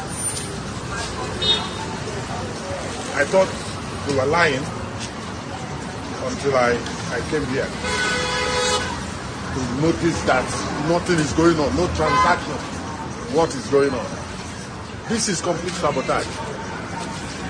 Few days to the presidential elections and we're witnessing this. Who is doing this? Who is doing this? Was it no plan? If you know that you are going to collect almost how many? 1 trillion. You could have produced 1.something trillion naira. New notes. You have all the time. What are we talking about? Few days to the presidential election. I see it as complete sabotage. And those in charge must, as a matter of urgency, do the needful. I understand Jay's Bank is receiving money, is giving out money. Few branches they have across Nigeria. Where did Jay's Bank get all this money? Why are big banks like Zenith, UBA, and other big banks, they're just sitting down? What is happening? This is complete sabotage, and we cannot take it. I'm here to take money. They say there's no money. What is going to happen to ordinary people? If gold rust. Talking about the ordinary people. See, I know some of you don't get emotion anymore when it comes to the issue of Nigeria. Especially if you realize that the same people that are showing the sufferness, complaining, crying. One man died in Warri today in Delta State because he was unable to get his money. Cash apps, no, sorry, what do you call that? Transfer apps, bank apps.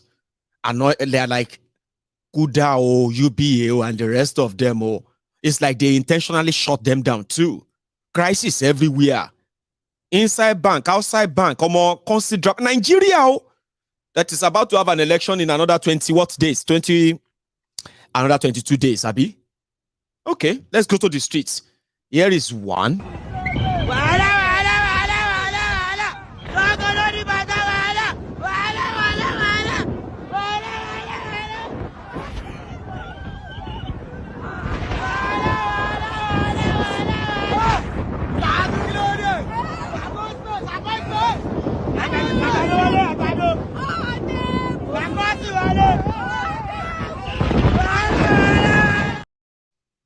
Customers are now attacking banks because they are unable to have access to their money. But before they started attacking banks from outside, bank premises from outside, inside the banks is another chaos. Nigeria will stress you, break you, can't disgrace you until your internal demand in you is totally broken. And you accept fate, you will be bowed. That's Nigeria. The system is there to break you, no matter how much you try to avoid having anything to do with the system. That's where I fear government. And that's what I told you, that if you fail to participate in politics, then you shouldn't complain when your inferiors would have to be those who rule over you. They make laws, they pass the law, they take decisions, and they don't give a damn about anybody. Political education. Look at this man.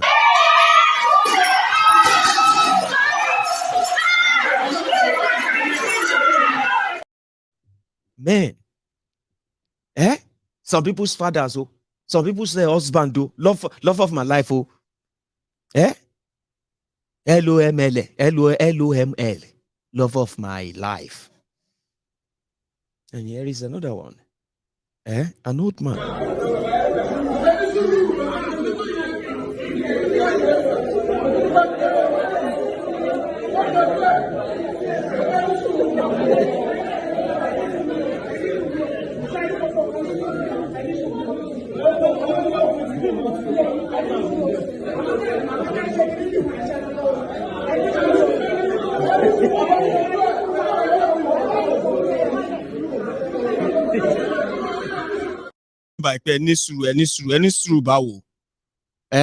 What do you mean by I should be patient? Patience, I need my money. I need money. I'm hungry. I couldn't buy anything. Nobody's going to take anything.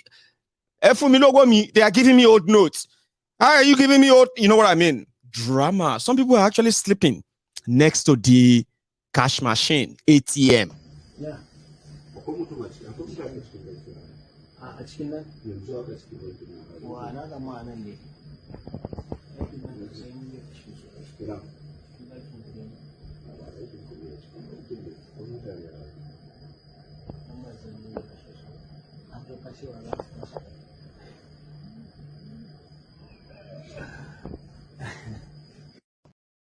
Looking for Naira. They are waiting for the machine to bring money. We'll sleep here. If the machine start working in the middle of the night, we'll take money out. That is the government that is making you go through this. It's true. They want Tinubu to lose. Sure you get. Are you not going to be so mad at APC right now? Except Wike, okay. It's gonna be like, but you can see that Orintai, who brought them? Tinubu. Even this young man, this young boy, that finally laid his hand on the two. Oh, bless his soul. I mean, look at this guy.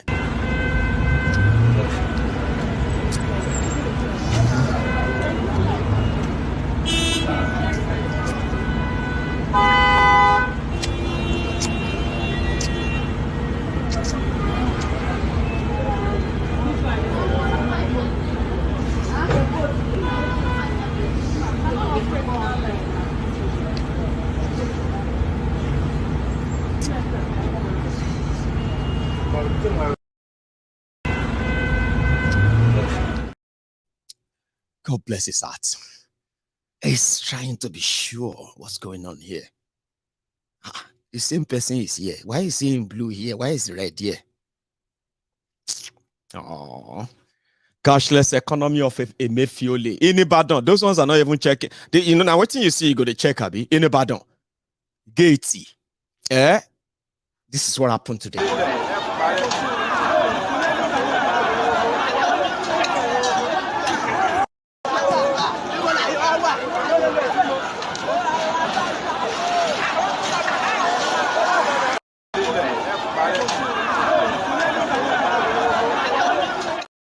All for Naira. New Naira, old Naira, new Naira. Why must things be made so difficult for you simply because you are a Nigerian? Sad, look at this.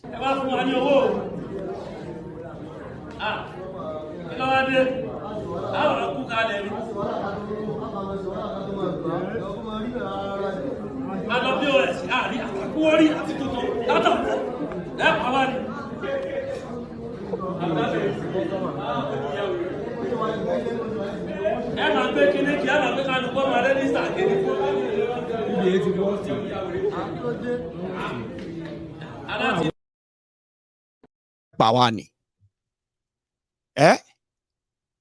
You want to kill us? We went to these are not people, these are not poor people. Now, person will get money for bank, they go bank, they complain. You know that. So I hope you understand that, by the way. If you don't have any money in the bank, you don't go there and start sitting on the floor. These are people who get money. But Nigeria is always there to frustrate your life until it takes that life. But some people are like, Maiyegun, no, they pity them, Charade. They are the people, same people who go vote APC, Charade, Baba. I know they pity them. You see, you need to do. Yes, you need to pity them. Because as it be so, Baba, they say when the poor have nothing to eat anymore, they go eat the rich. But guess what? The real one will steal money, we rich. They go hard to reach. You that also make small dough, you are likely going to be for their dinner. So be careful of what you actually wish for. Me, I'm doing my part. Me, I am Maiyegun. I'm always on the side of you, the oppressed, even if you continue to worship your oppressors. If I ended up in your hand, remember my face. So I mean, they tell you, say, this will go kill you. And they no go cry. If you die for them, you die for nothing. Should you get that? Even though you have the chance to make all your choices, if by any chance I enter, hey, breaking news, they don't grab that Maiyegun. That guy where they talk nonsense for YouTube and Facebook. They don't grab him. Wait till go do him. Remember, I've always wanted to be on your side, reminding you that even if you love your slave masters, it is just a love between the chicken and the chicken owner. It doesn't matter how much the chicken owner says he loves his chicken. I love this chicken. A lot of people give their chicken names. Baba, na dinner you go end up as. You go see the fried chicken at some point. If they call him a Jack, one day you go see Jack. He's going to be the one to feed everybody for dinner. Yeah, they will have to feed Jack to everybody. I'm so sorry, animal lovers, because some people can get distressed with that joke. That's a dark joke. Maiyegun, don't ever crack that joke anymore. I have a chicken, it's my pet. When you made that joke, when you spoke about that chicken and then roasting Jack, that got to me. I got emotional. Baba Nisuru, I'm from Ijebu, so we dey kill chicken with our hand. Knife, chicken, leg. If you turn 7, they start training you how to kill chicken by yourself. We dey grow, I mean, we dey rear chicken, like, you know what I mean? Chicken inside our houses. Chicken at chicken rice, male and female. Do you understand? And whenever there is something, if somebody is sick inside the family, where I come from, in Ijebu, for the person to be well, they will say they should they should go and prepare some sacrifice, some asije, some portion food like that, you know, like herbs. So where do we get that? We'll go and pick one chicken to prepare that soup for that person that is sick in the family. If a member of the family make any success, oh, you just promoted to primary 4. What's your position? I am second in our class. You became second. You are promoted to primary 4. Or you go and bring one chicken. It may be my own chicken that they will serve to celebrate a member of family that just done something. So I'm so sorry if telling you about chicken right there is a bit distressed, but it's, you know what I mean? The love between you and your oppressors is like the love between the chicken and the chicken owner. There is no amount of pretentious love these criminals will kind of tell you or sort of portray to you, even when they pretend to be from your tribe, from your ethnic nationality, or even practices the same religion like you. They don't give a damn. You are just chickens. And they are chicken owners. To own you, they have to pretend to be like you. So when they need to sacrifice something, they sacrifice you. If it's going to give them a leverage, you know that. That's why I don't like them. And I don't really want you to like me. I just want you to remember that I told you, that Maiyegun said, these people don't like us. They will sacrifice us anytime, any day. Even when we show them so much love, we are ready to die for them. And it doesn't really matter. If you die for them, what do they call that? If it have go busy, be somebody saying be a slave of death, a thug. That they die during the time that they are like, you know, war of thugs. So you know what I mean? So the ideal thing here is that know your oppressors, because I do know them. And if one day you still continue to do what you are doing, just remember my face. The person who told you.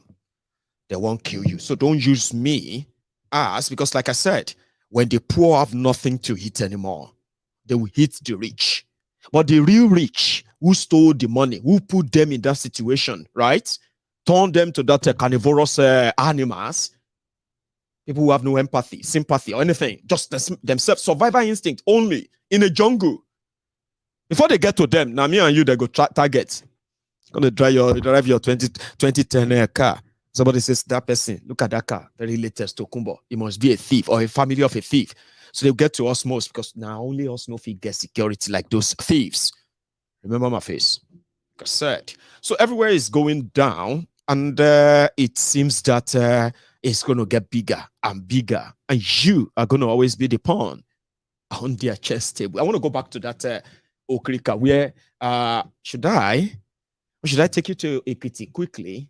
Where Kolu also dropped some few, you know what I mean, but it's in Yoruba. So I'll drop there, and I'll also I'm going to then take you to Abia boy. But before then, I want to quickly take you through the reason why those who believe that Obi is just a Nollywood actor, is just wasting his time, is absolute nothing. These are Cosmos screen reaction to something that is a potential danger or threat to what usually be, or what usually should be, the traditional base of the likes of El Rufaya. And Bokwari seems not to be listening to them, to all these dangers. I'll show you that. You don't have to believe it. I want to hear Were Wike once more before I go to Ekiti. Somebody did say something about, you know what I mean? But let's go to there. I mean, meanwhile, on YouTube right now, we are over 2,000, which is great. On Facebook, we are over 300, which is also nice, even though only 1% of you on Facebook are actually receiving notification that Maiyegun is live, okay? Out of that 1% of you that is here, 99% of you are going to be unable to like, share, or even comment. I know that. They are the restriction put in place by the Facebook. On Facebook, join me on YouTube. It's quite easy. Huh? I could defend anything there. And you will have no limitation as well, right? Let's go back quickly. to Port Harcourt, where were Wike, the coward Wike, was so mesmerizing his own Vuvuzelas, or do you call them Hallelujah boys? Back to Okrika. I've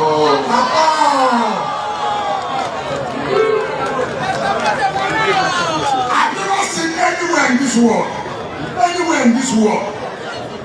where you are changing money, and within 6 months, you say no more use of old rolling. It doesn't work. It takes time. You have to prepare. Look at our economy, look at the rural area, the level of illiteracy in the country. Our mothers, our fathers, who only sell and get cash, now that's nothing like that. So I should give my credit card to my driver to go and buy fuel for me. Me, carry my credit card, give my driver, I'll go and buy fuel. I mean, can you imagine the problem is my consumer? Look, as we're here, the level of insecurity will increase. You know why? We can't give security agencies money any longer. For them to use to pay those who are in the field.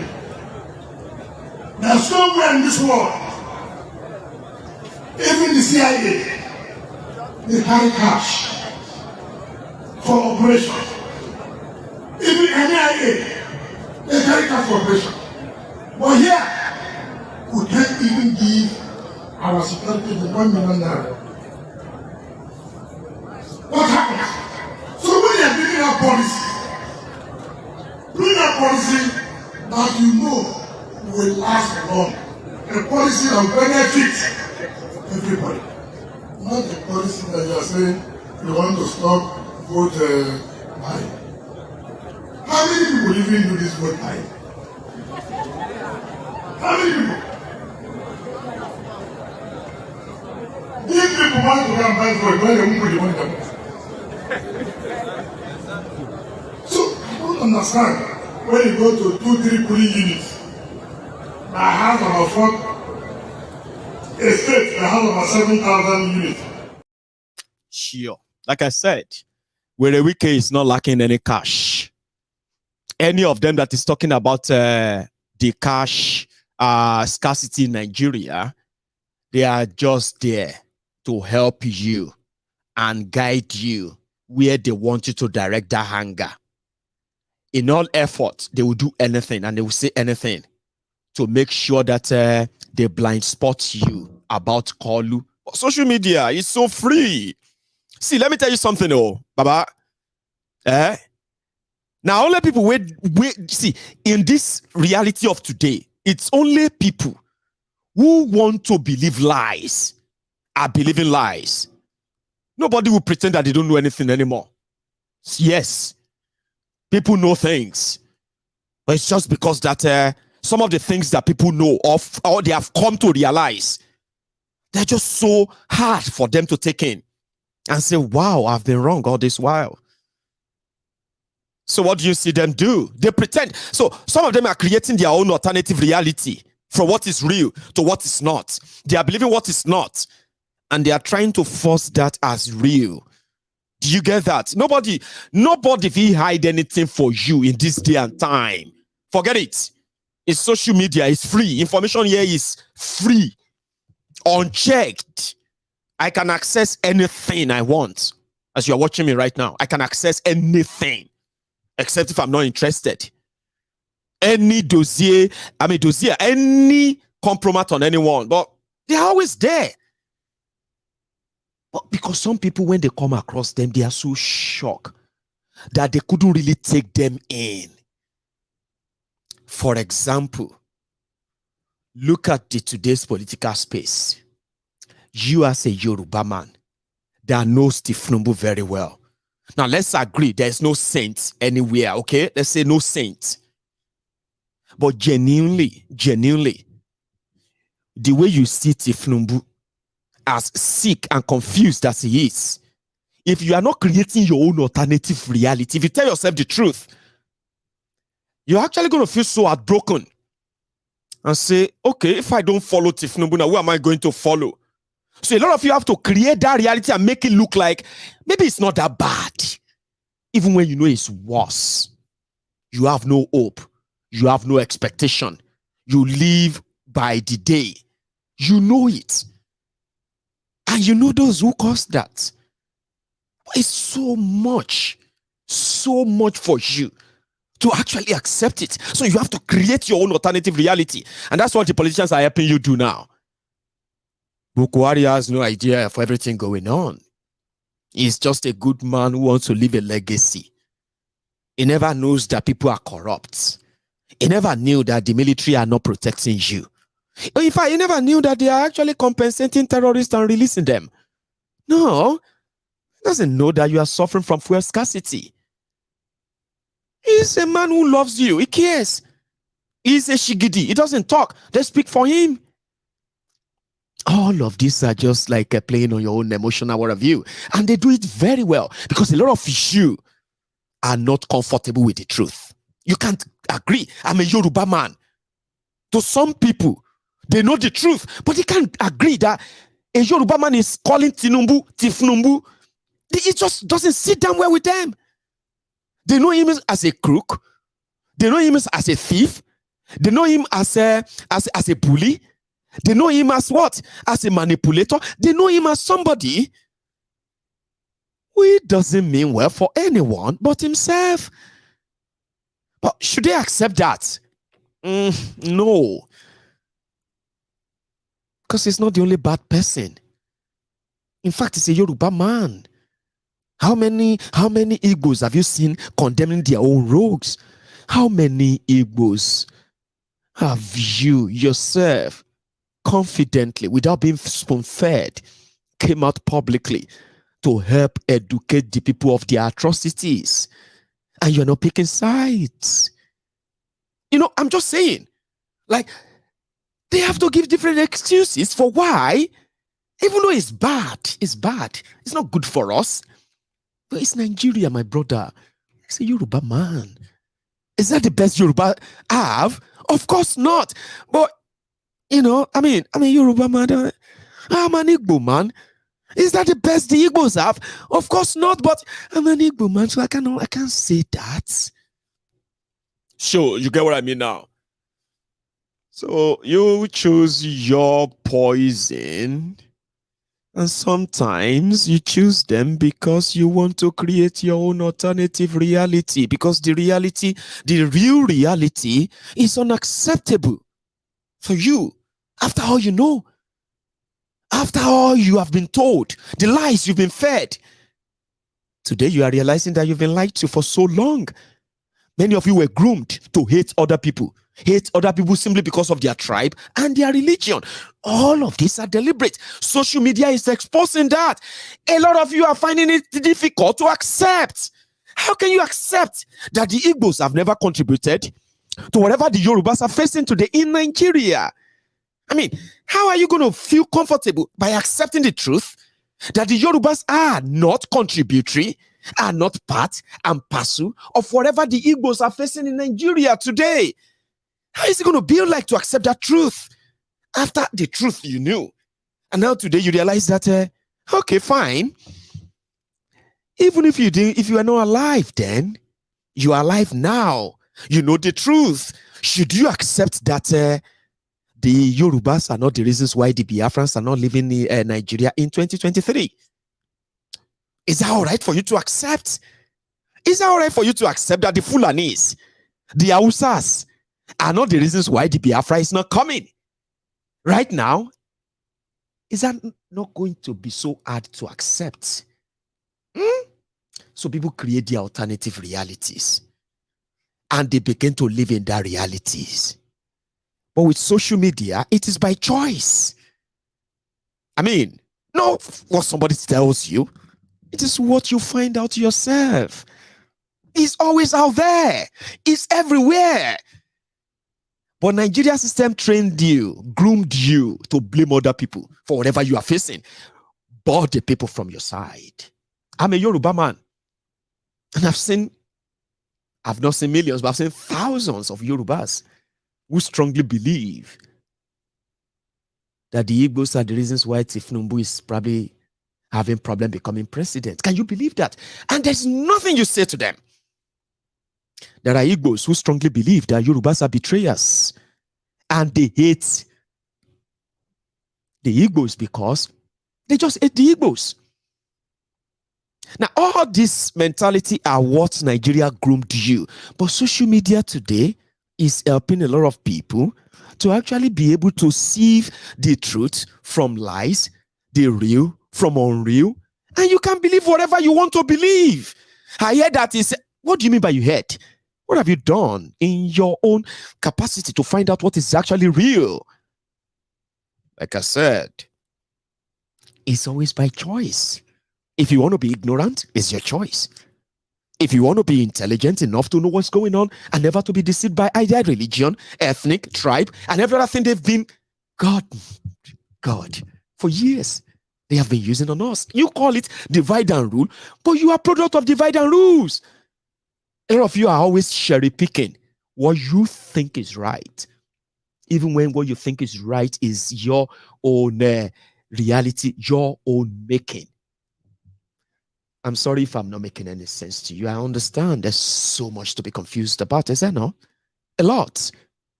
But the truth are always there. If you are not confusing, or if you are not rejecting that truth, because they are going to be against your long-held belief. I am saying this to you. A lot of what you believe as a typical Nigerian, they are the things you were told during the grooming process. Whether you are groomed by your own tribe, groomed from another tribe, whatever you believe in about Nigeria, is all made up for you to be and think like you are thinking right now. So MaiyegunsDiary Politico is just telling you that, see, nobody can mislead anybody except those who want to be misled. And a lot of people actually make themselves available for others to get into your head, tell you things that you are so lazy to find out. In the temple of truth, I always do my best to show what is real, and I leave you with the rest. I mean, it's like a tip. What you have right now is APC versus APC. And that is exactly the cause of what is still to come. Other conspiracies, other propagandas, other things that you're going to experience. Do you know why you're going to feel more emotional about? Why you're going to feel more attached to some of the things that are going to be happening soon? Because you have this sort of social conditioning by the system, social grooming, systemic grooming, right? That is already going to be playing on your mind as the propagandas are going to be being dropped and dropped and dropped. But like I said, if you ever believe any of them or follow any of them, you are just playing the cards dealt to you by the same criminals, like they said, who rather want Nigeria to be burnt down than lose power. And in this case, these guys have no religion. They have no tribe. They have no party. They have no allegiance to Nigeria. It's all fluke. They don't. That's my belief. I mean, you don't treat something you love like that, like Nigeria. As it is right now, as Wike is playing the hide and seek, preparing your mind for a revolution that is likely going to be like a riot. They have already started stoning Buhari. They're going to do more. And if they feel like stoning Buhari in the northern Nigeria is not going to trigger riots, then they will probably just have to stone Buhari in southern Nigeria so they can trigger a real riot that will then force the hand of Buhari down to the table and give them what they want. You have no idea what a long game is called. I'll take a momentary break by taking you straight to Ekiti, where the normal ritual, making it look like a Kalu is campaigning. He's not campaigning. He's just trying to make it look like he is, while they continue with the underground work of not losing the election as old Rockaba are plotting. That's Kalu in Ekiti.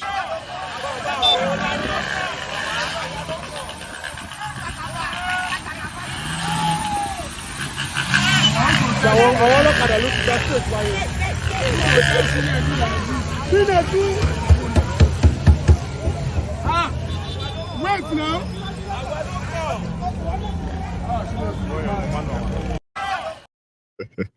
Sumo person. Tima check. You think I'm trying to stop you from using your PVC? You know I don't have that power. Sure, you know. I don't. And that would be illegal to stop you from using your PVC or whatever you want to use. But what I'm telling you is that, or what I'm telling everybody is that the establishment doesn't want you to use it. Because if the system allows you to use it, you will crash the system. And in their desperation to make sure that you don't use it, that your PVC that some of you have suffered to get, to kick out this APC. Now, a group of renegades inside the APC, they are about to make your life hell so that even if you have to use that PVC, you will not use it for APC, something that is called internal sabotage. You know what I am doing? I am just telling you that even if it depends on who you want to use your PVC for, what not.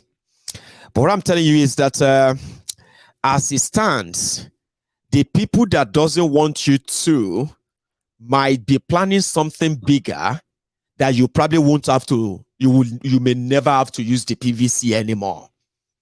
The way it is going, it seems that things are not going according to their plan. And here they are accusing themselves of a sabotage. So if you have invested energy, resources, emotion, and all of that into the election, I am just helping you to understand what you are up against before they quickly use an emotion. I've been seeing people saying Buhari should be the president of the month. In fact, Buhari is fighting the people that want to buy election. That is what I'm talking about. The way the system try to make you feel like it's fighting for you or is working towards free and fair elections where your PVC can be used and the rest. I wish I have a say in that or any control over that, but I can help you understand that they may not want you to use the PVC. Not me. I do have such power. So I am going to take you to Ekiti, like I showed just there, where Kolu was. So listen to this. So I'm sorry, I think it's also in Yoruba, but I'll do my best to interpret this before I finally take you to Aba, then to Ebonyi. Then I'll call it tonight. Thank you very much, Tima Check. Let's go back to Ekiti.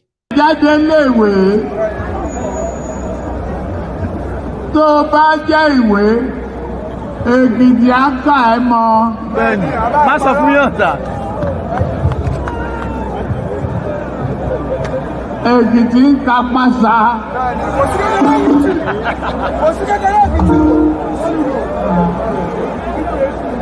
Ẹ wá fẹ́ sọ wá di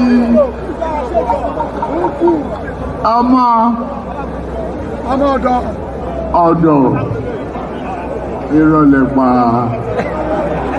Àwọn ọmọ ọ̀dọ̀. Bẹ́ẹ̀ni, Jagaba! Ní olódò ọ̀la.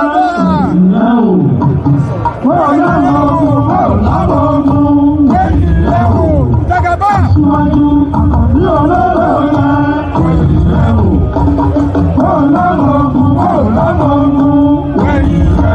Jagaba! Ọdún ẹ̀dí yìí ká wẹ̀yìn. Àwa lẹ́yìn ẹ̀. Eléyìí tí mò ń wò wájú yìí. Ó tó gùn jà. Ó torí bẹ́ẹ̀. Aṣíwájú ọ̀gbìn olóró rẹ̀ kò kájú ẹ̀. Kí ni kọ́lá náà wà? Ọ̀sẹ̀ bàbá ẹ̀mí àgùn ojú òní sí ẹ̀. Ẹbí ẹ̀jẹ̀ ká fọ́ bèrè náà. Sálẹ̀ máa dìbò fún ní ẹjọ́ yẹn. Ẹnáwó sẹ́gbẹ̀ ẹnáwó ló kọ́.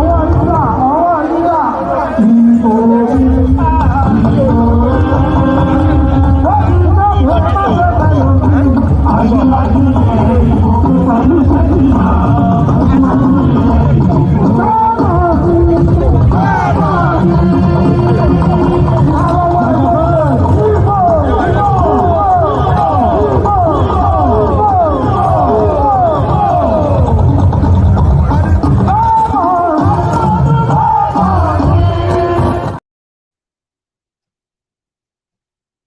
that's Kolu.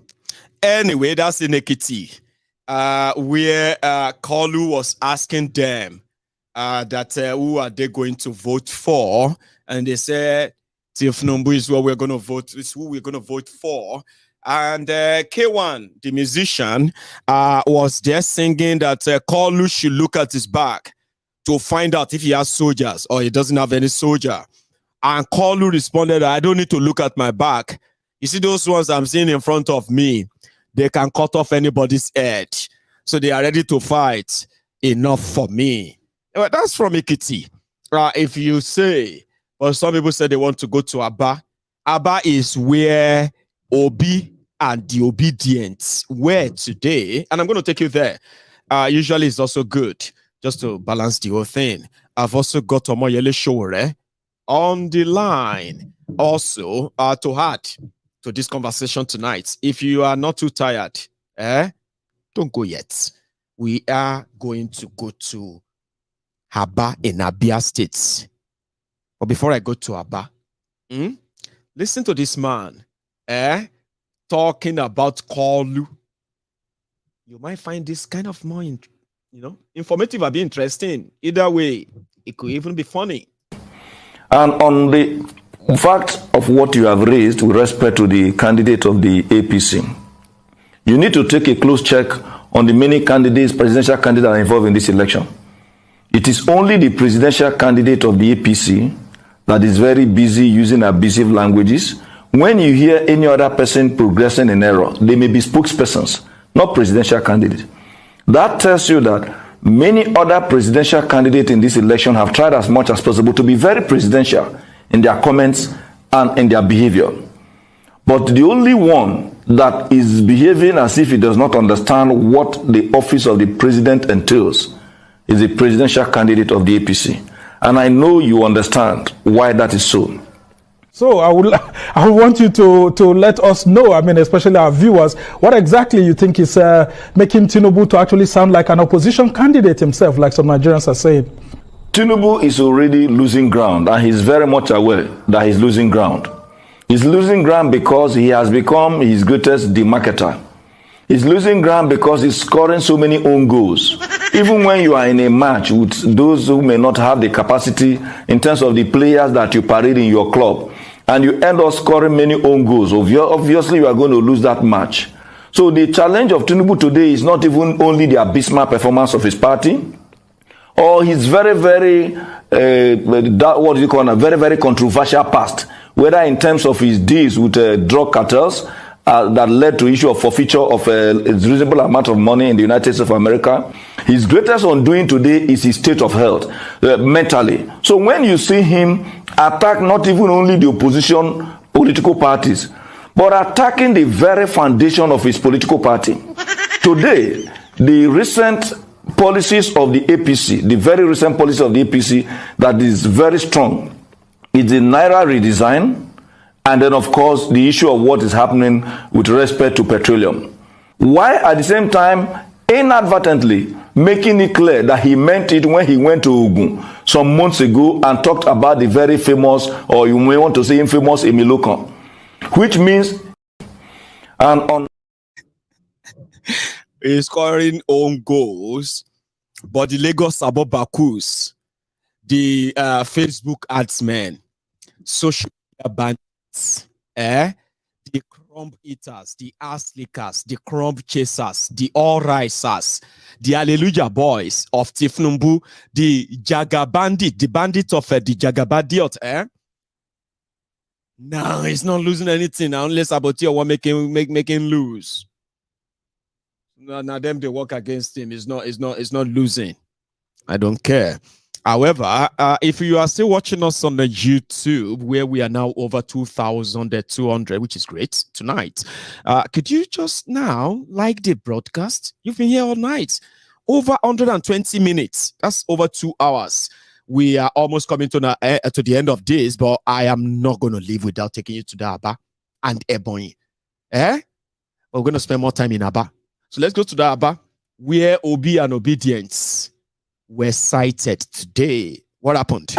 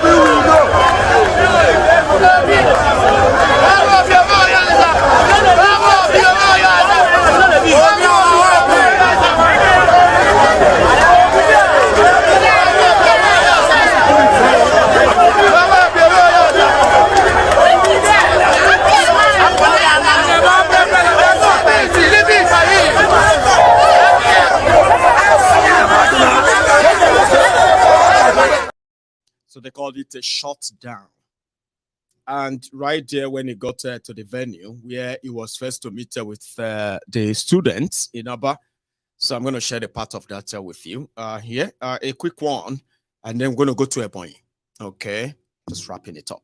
However, let's see what happened when he met with the students.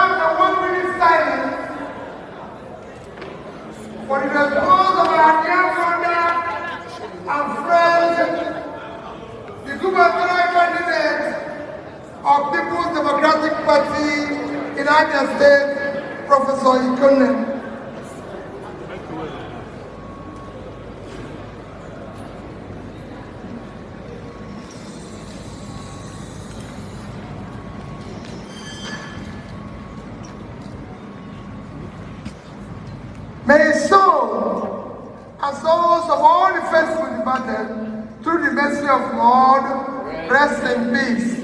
Amen.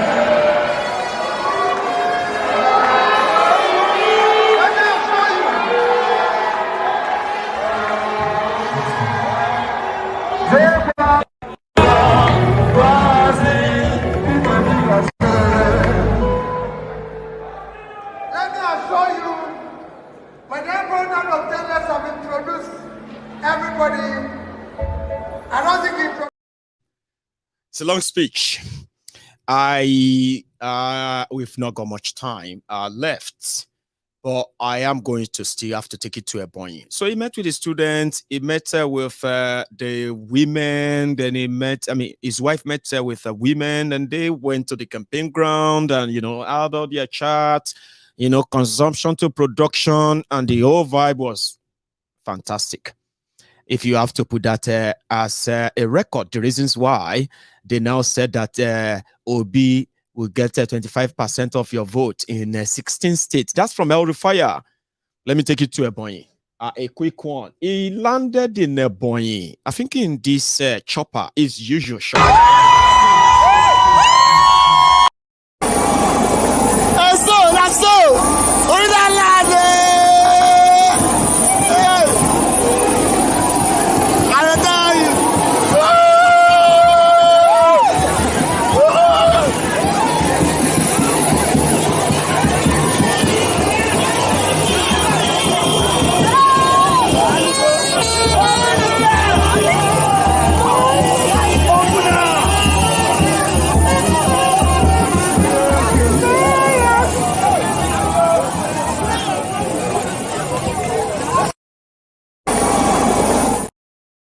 I don't know if that was a point, but if it's not, here is another. Well, that's when he left. Don't worry. I'll take you to that stadium where he also addressed his supporters. Here is a short one I got from there. Sorry, not got much.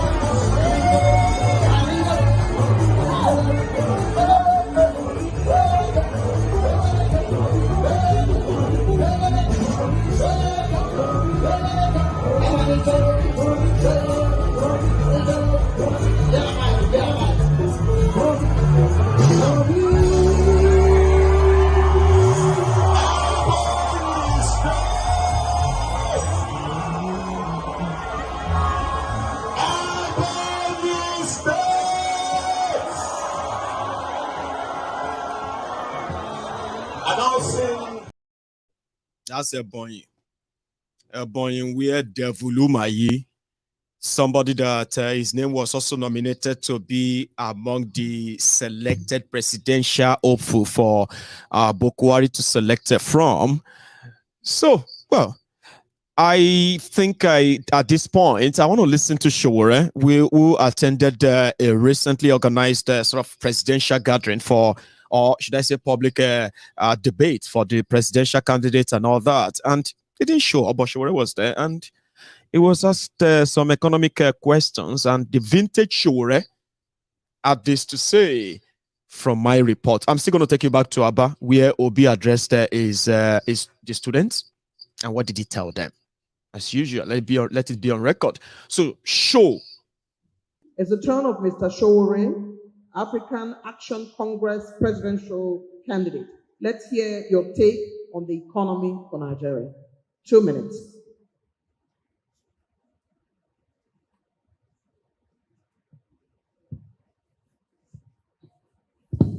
Thank you very much.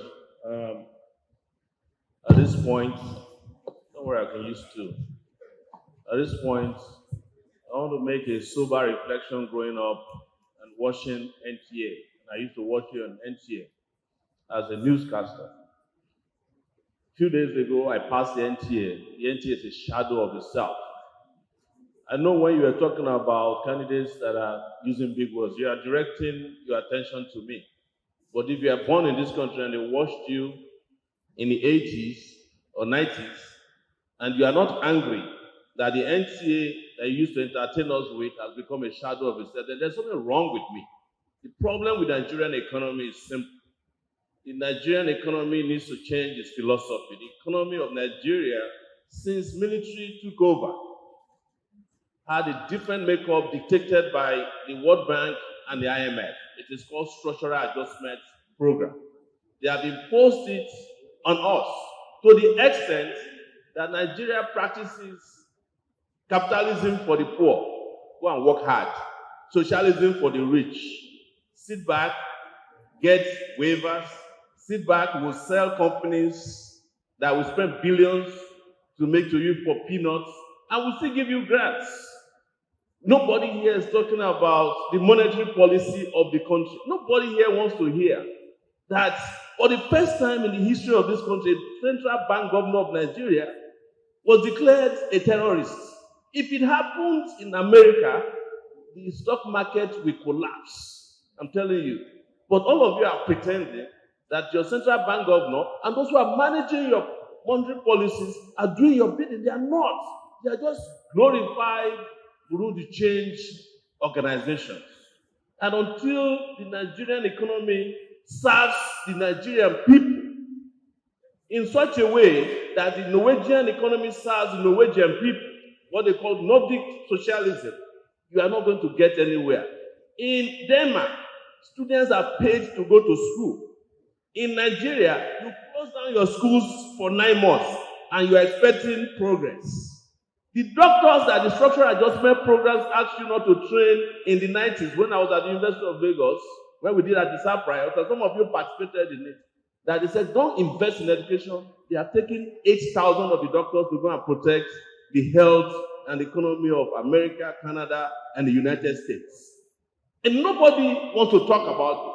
Nobody wants to talk about the millionaires and billionaires who are making billions that made us have the highest number of private jets in the country, whereas the structural adjustment program told you to sell the Nigerian Airways that had 27 aircraft.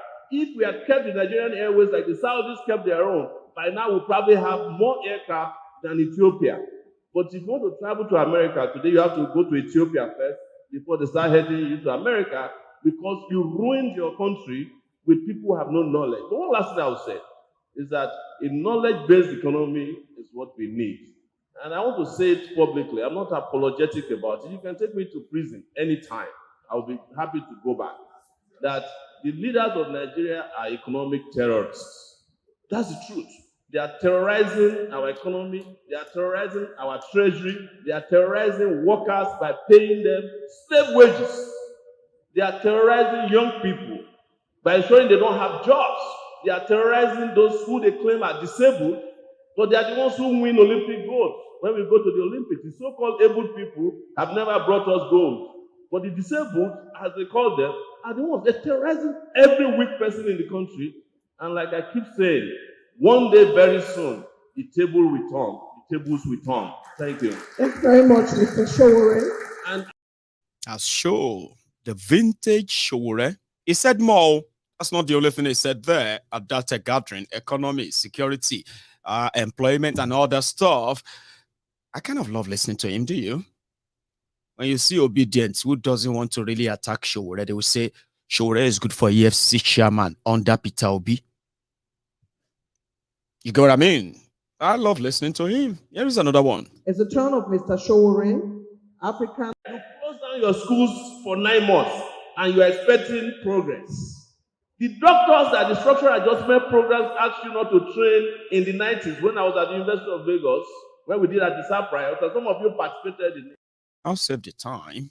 It seems that, that curtain is like, it's going to speak almost what he said earlier. Then it's going to have to continue with the rest, so to say. But yeah, that seemed speaking just directly to your art, something that doesn't seem to be sticking in the mind of some of you, apart from the revolutionaries, as you would say. But it's always like that. Straight to it, honest, sincere. But it's always the easy target for those who are actually like the victims of their own oppressors. And Showore was the one who told us, he said, listen, right, if you are fighting for the people, you can't use two hands. You can use both hands to fight the oppressors. You only need one. And that one is to fight the oppressors. The second one is to protect yourselves from the people that are being oppressed, the people that are the victims of the oppression, victims of a ruined system. You will need to have the other hand protecting yourself from them because they will be fighting you. Is that not what they do to Showore right now? All the time. Blame him for everything. But do not blame Tinubu and gang. I mean, I'm just saying, or do not torture Tifku and Co, who actually sponsored and spent. And when you say, what is Showore's offense again?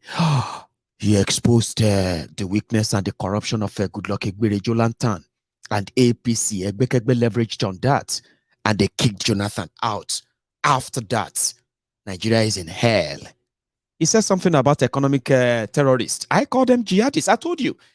The way these criminals have attacked your economy is from all fronts. There is no holy ground or sacred ground at all. They trampled everywhere, destroyed you economically. They destroyed the Naira, the lifeline, destroyed the source for that forex that backs up your Naira, destroyed your agriculture with terrorism, and look at it today. It's all in shambles.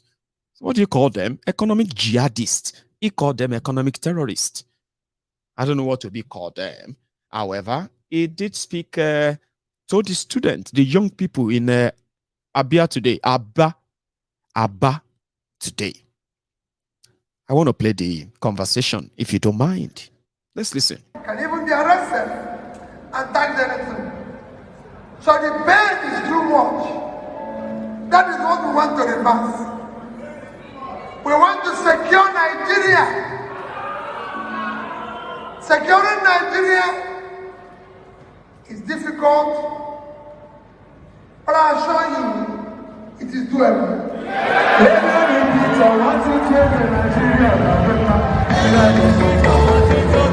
I can assure you, the enemy is no more formidable, but there's lack of leadership. And that is what we want to bring. We want to structure the entire security architecture and get Nigeria secure. We want to unite Nigeria and create a Nigeria where no Nigeria will serve from the east, west, or south, or not. But I'm a Nigerian and be proud of his green passport. And it must happen. We want to create a Nigeria where today we have 35% unemployment, the highest of any nation like ours, and we have almost 60% youth unemployment. Our youth don't know where the next meal will come from. We want to create a Nigerian where we are going to remove Nigeria from consumption to production. From consumption to production. By doing that, we will be able to create jobs. We will be able to employ people. I'm just coming from Aba, where I told them, and I said everywhere going under. Total Nigerian export in 2021 is 18.9 trillion naira, and 650 naira per dollar is less than 30 billion. A country like Bangladesh exported 36 billion in clothing. So they did more clothing than the entire Nigerian export. Good oil. We had oil export 15 to 18 billion dollars. Vietnam exported footwear, which is shoes, of almost $18 billion. And we have 60,000 shoemakers in Aba. They can do that. And they have access to the sea. They have access to the sea. If all you need is 30 minutes from Aba, you are in Port Harcourt. And I've said 2 years, Aba and Port Harcourt will be one time.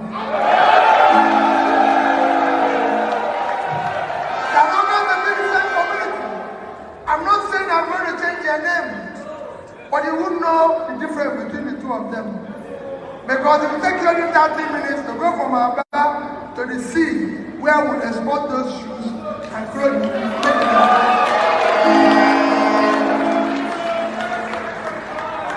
All you hear about the SMEs and everything in TV, we want it to stop.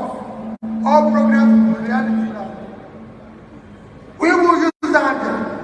So it's what we are going to do in every part of Nigeria. Every part of Nigeria will become productive. Every part of Nigeria.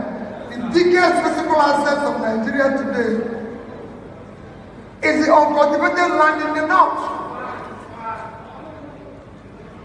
We are a country of 200 million people living on 923,000 square kilometers of land. Yet we can't feed ourselves. We're not doing enough agricultural export. A country like Netherlands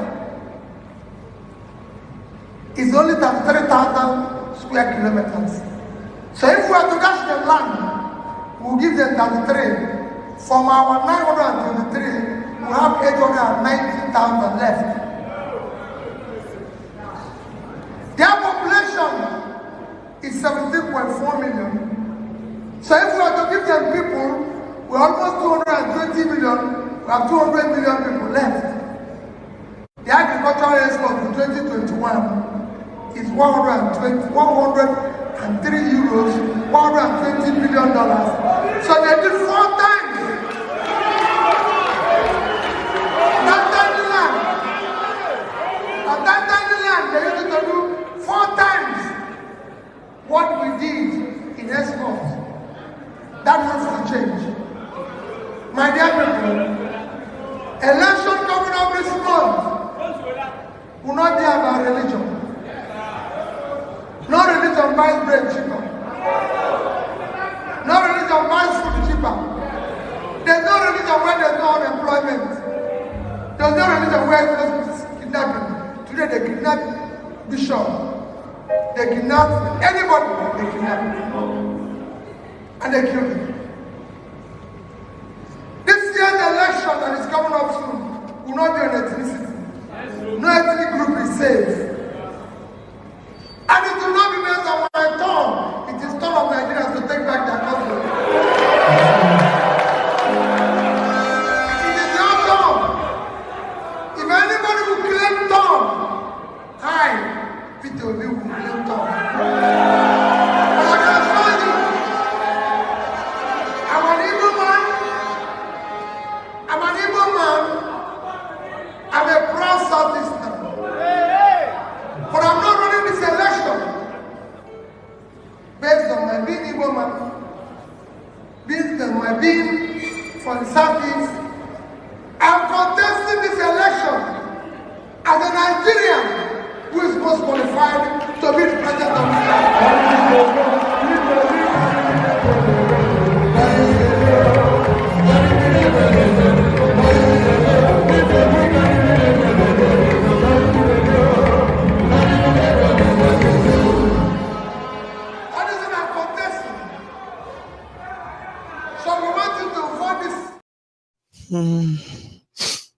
That's Obi selling himself. You can question him, you can judge him, you can say things, but when you listen to Kolu, you just have to laugh or feel sorry or pity him. Somebody said they feel sorry for Obi because it's like he has reached the point of no return.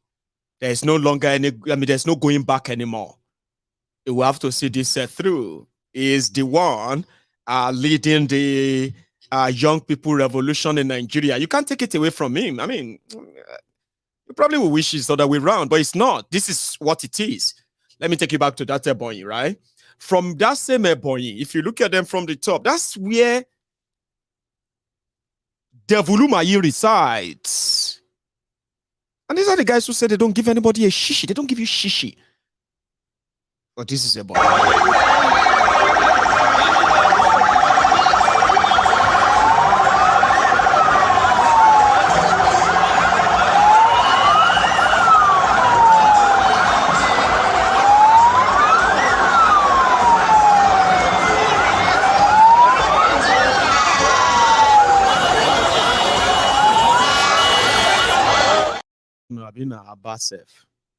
Show matter really matter because I've been switching from Aba to Abakaliki. Aba to Abakaliki. Doesn't really matter, but I'm very sure of this one. This one is when he finished speaking right there in that same Abakaliki and he was leaving.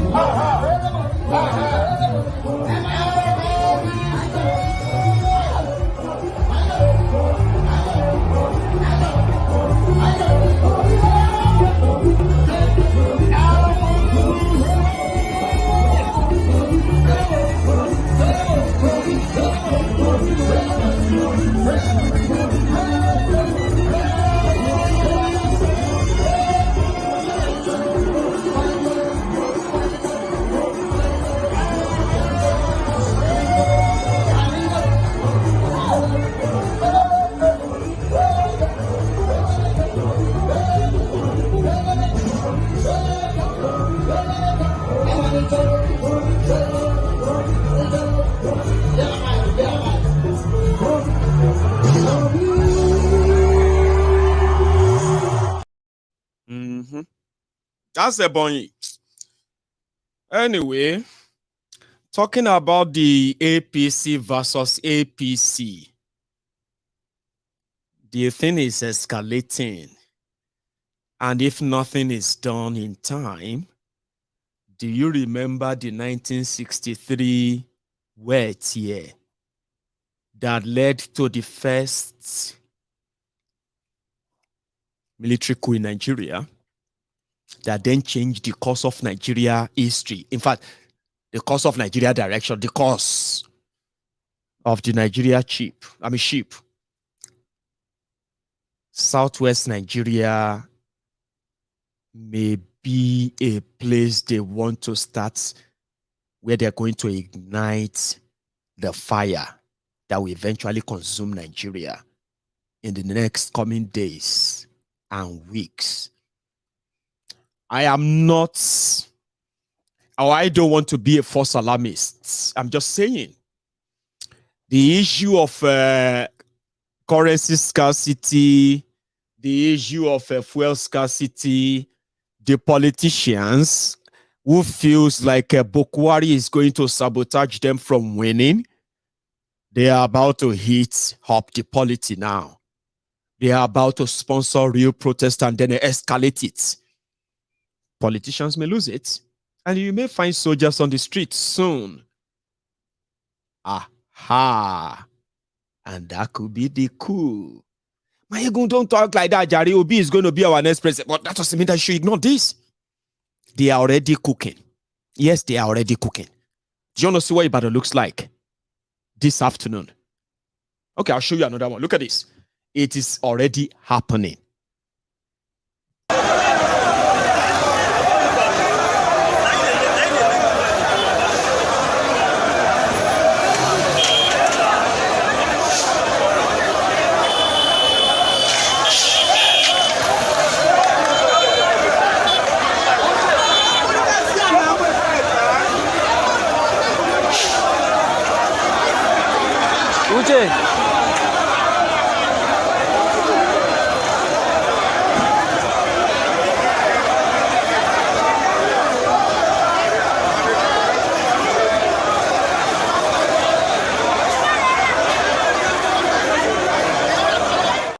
They bringing now soldiers, first police, then soldiers. Look at this one.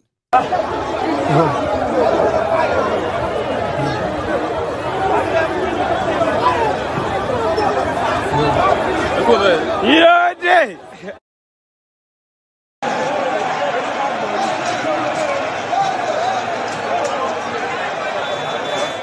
so where it is that political disturbance that started from southwest Nigeria back then. It's called the Western Region, where political disagreement, but this time around it's going to be not regional. It's going to be what is going to ignite, what is likely going to consume. I'm not wishing for it to not be me set all this up. I'm just telling you that those who feel like they will lose power, they will do everything. If we can't have it, then nobody should have it. Do you understand that? There's already a rumor that the Tinubu APC, they've already told the OPC, yes, OPC and some of their thugs in Lagos and Yoruba land to start harming themselves, stockpiling weapons. I'm not making this up, and I hope that I am not going to come back here to say, you see, I told you. You probably felt like I was making it up, Abi. I'm not making it up. They have told the thugs to start stockpiling arms. If Ashiwaju lose election, right? If Ashiwaju should not come here and win, the Igbo people are going to be blamed for it. I'm not trying to scare you. The real Igbos who are living in Lagos are already aware of this. Yorubas in Lagos, Yorubas in Yoruba land are already aware of this. But the difference is that the Igbos are not packing their bags and packing their clothes and say they are returning back to the east. Ozo Abiola or Ozo Tinubu. No. They're actually telling them that, listen, you guys want to rule Nigeria and the rest of that, but you're never going to use us as a scapegoat anymore. And the Yorubas are also going to stand up and defend the Igbos. And every non-Yorubas in Yoruba land that Tinubu and gang may want to come after. But guess what? That is the dog whistle. Even the northerners will not be spared in Yoruba land if Tinubu does not win. And no wonder that from what we have heard, Operation Stillwater is now going on in Lagos. You've heard about crocodile tears, crocodile jump, Operation Python dance, crocodile break dance, and the rest of them. These are murderous teams put together by Bokwari several times, targeted at people he considered as enemies or potential enemies, especially the Igbos. When the python dance is probably just swallowing and crushing a human being, his victim. Now, what they have in Lagos is called the Operation Stillwater. Have you heard about it? It's a joint operation between the military and the police. The first day they came out, they arrested over 133 touts and thugs in Lagos, Oshodi. Now, they have shared their numbers and said, if you see any thugs gathering anywhere, doing anything, call us, the soldiers. The soldiers are already been invited into your election. Maybe you have no idea yet. I'm not trying to be the doom's, what do you call it, professor, what do you call it? The prophet of doom. No. I'm asking you to stop creating alternative reality. Or everything you are witnessing right now is the ego clash between corrupt criminals who have the power and the ones who want the power, and they are both in APC. When you point your fingers at Igbos as a Yoruba man or as an Igbo man, you point your fingers at a Yoruba man, you are just helping them, okay, to perfect the narrative that is going to become the program that these guys are setting up. Nigeria is going to explode. And it's not because you are a sinner. It's because of the greed and selfishness of these criminals. And tones, languages like this are all to set the stage. Joe Igbokwe. You remember him? He is the special advisor to the governor of Lagos State, Sanwo-Iku Adepointer or Governor Adegator. Now, this guy that you're about to listen to again is the special advisor to Adepointer of Lagos on drainages, gutters, and every public cleaning job in Lagos State. That is the person in charge advising Babajide Sanwo-Iku. Now, he is setting the tone in that same Lagos State that you won't believe it, right? There's already an impression to make sure that any Igbo man that registered in Lagos, they must do everything to stop them from getting that PVC you are talking about. And if they do get the PVC, they will never be allowed to vote. But the likes of this Joe Igbokwe, for the first time, after 7 years of pretentious lies in defending Boko Haram gang, is pretending to be feeling the brunt, making a video of the country, the situation that they are now denying as the policy of their government, the Nigeria they destroyed. They are setting the stage. You are going to be the pawn if you listen to these guys. Yeah, they let them destroy themselves, you will say, right? See Joe Igbokwe. UBA, Ogun Drive. They say they have not received any money and they are not giving out.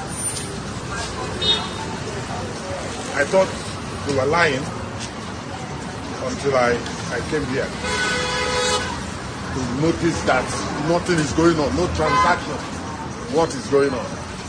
This is complete sabotage.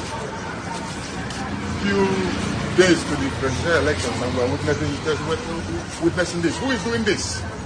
Who is doing this? Was it no plan? If you know that you are going to collect almost how many? 1 trillion. You could have produced 1.something trillion naira. New notes. You have all the time. What are we talking about? Few days to the presidential election, I see it as complete sabotage. And those in charge must, as a matter of urgency, do the needful. I understand Jay's Bank is receiving money, is giving out money. Few branches they have across Nigeria. Where did Jay's Bank get all this money? Why are big banks like Zenith, UBA, and... So if you're wondering why they are all worried, it's not because of you.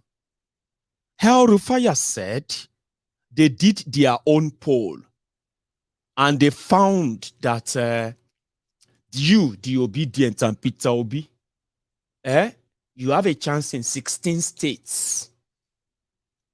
And you have 25% in those 16 states. That's unbelievable. This is no longer about Tifku and Tifnumbu. So every day, They believe that if Bokwari is justifying why none of you should even like put up anything that has to do with APC. How can they turn this around? How can they lie around this? Now, let me show you what the data is saying. The reason why they are all reacting this way. It's not because they love you. They don't have anything to do with you. They don't care about you. They don't give a damn about you. Whether you see fuel, you know see fuel. Whether you see Naira, you know see Naira. They will sponsor riots.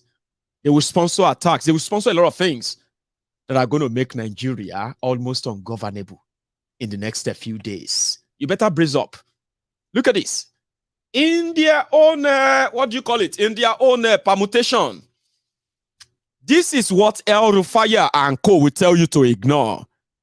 I am only showing you this so that you can know the source of their frustration and they don't think this is actually right for Bokwari to shut them out. You know, Obi cannot win. That's the popular saying. A lot of you are watching me right now. You are not participating in their election, of course, like me. But you are telling yourself that he won't win. But let me tell you something. Win or not win, okay? The people that usually they told you that they control things, they are worried, and this is why they are worried. The numbers are not hardening up for Kolu. Seriously, it's not hardening up. Do you even understand? Right? They were polling people who have collected their PVC. These are not like guests. These are people who say, "Oh, we've," and the way they do their polling, right? If you ever follow posters, remember that those who said Goodluck Egbere Jolanta was going to lose to Bokwari in 2015, the same people who said that Jonathan was going to beat Bokwari in 2011, they've come out to say that Ibla said this beating is a problem. And as it is right now, this is their number. I didn't write this, so read the screen. Okay. So, even if they told you that 16 states or not 16 states, Abi, right? Now, the numbers showed that if they do your election tomorrow, for example, right now, with those who have their PVC, as they say, only 18.5% are going to actually follow Atifku in PDP. Tinubu will come second. Do you understand?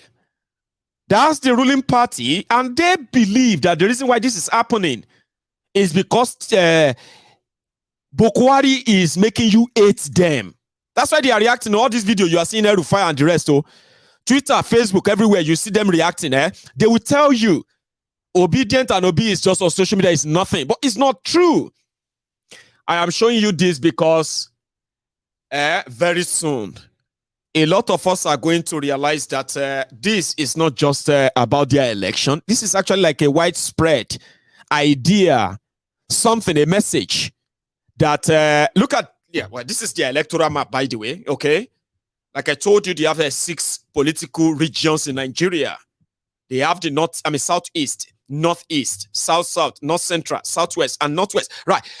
The traditional, conventional thieving group of PDP and APC, the obedient are giving them a run for their money in their different bases. And they believe that if nothing is done between now and that's your election, forget it. You might actually have to live through one of the shockest period of life. And we're all going to have to live through it. I don't want to die before then. I want to see it. I want to see what happened. But you see something. These guys are saying what you are not saying. They will lie to you. They will say a lot of things to you. They will tell you to hate people. They will tell you to build on hate and build on division and the rest of that. But guess what? None of those is because of you. The post says that this guy is going to trounce them, destroy their numbers. Kwakwanso is there, ruining their numbers up north. Obi is there, ruining their numbers down south. And it seems that if anything should be done, this is a calamity. That's why they are scared. Kolu will get 27% of the whole thing. And even at this is what El Rufaya meant when he said, we have a lot of work to do. Do you understand? Because the real threat is not the Nollywood actor, Obi. It's not Atifku, the Dubai-based Abraham Lincoln. Somebody said that the Adamawa Abraham Lincoln, Abina Adamawa Raila Odinga. The numbers are not adding up. They are now accusing Obi of using religion, going to the core north. El Rufai said, in his own statement, he said, Peter Obi is driving on religion. This is somebody who is part of those who are driving Muslim ticket in Nigeria, which actually drove a lot of. And he said Obi is meeting with Christians in northern Nigeria, who are actually like, how many are they? That's the people who have religion tolerance, Abi. I am just trying to show you what I've seen. Okay, you and I know that I have no influence in what is going to happen, but I actually have influence in how you understand how things happen. If there's no gain in all of this, just maybe the sanity that comes with your own mental health. When you do understand the game better, smart enough never to invest any emotion at all in the Nigeria project. I just thought I should share that with you tonight. I'm going to see you some other time. I hope that before you leave, remember this. Once upon a time, are you with me? When it comes to the price of petrol in Nigeria, when it comes to queuing for petrol in Nigeria, this where, according to this, you know this guy, his name is Tolu Okulesi, the criminal that put on the first cap for the Nigeria Air that never flies. Well, he became a personal assistant on Twitter matter to Bokwari. Now, petroleum queue are no longer an issue.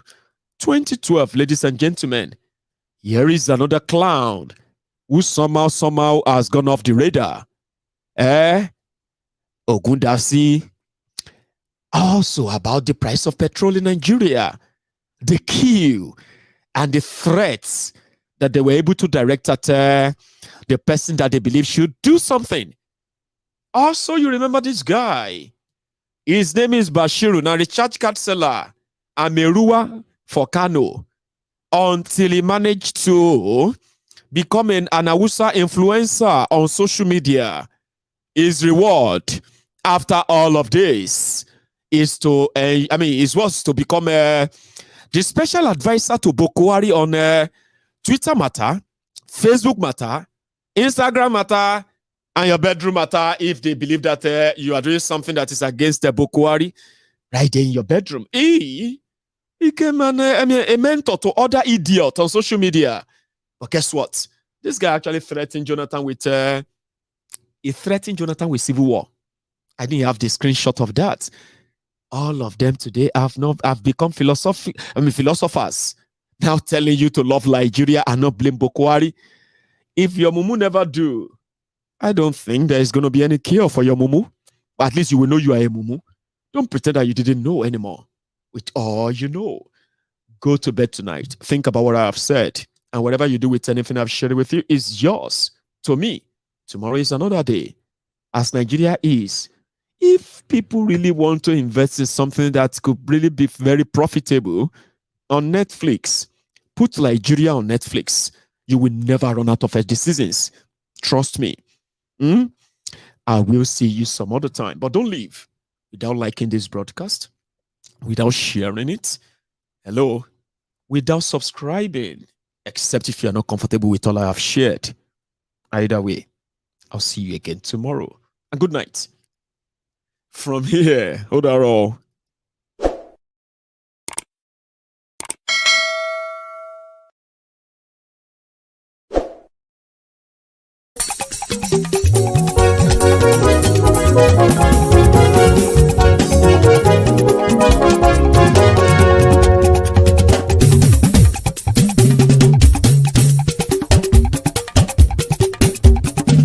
Maiyegun làwa mọ̀ làmọ̀ tó dòdòdò.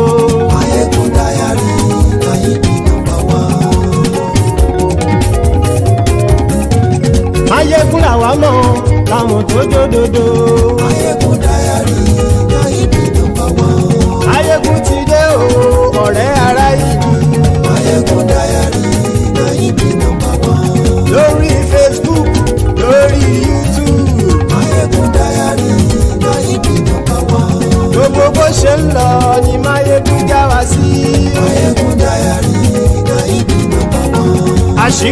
ọ̀jẹ̀lú kì í bó níbẹ̀ o.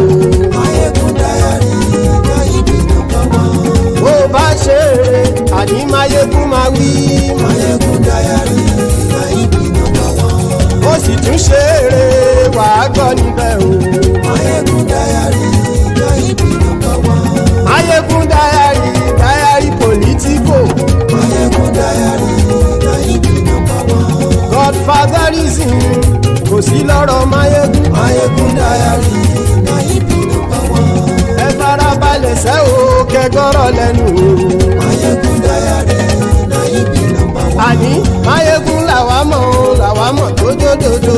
Maiyegun Diary Nayibi #1.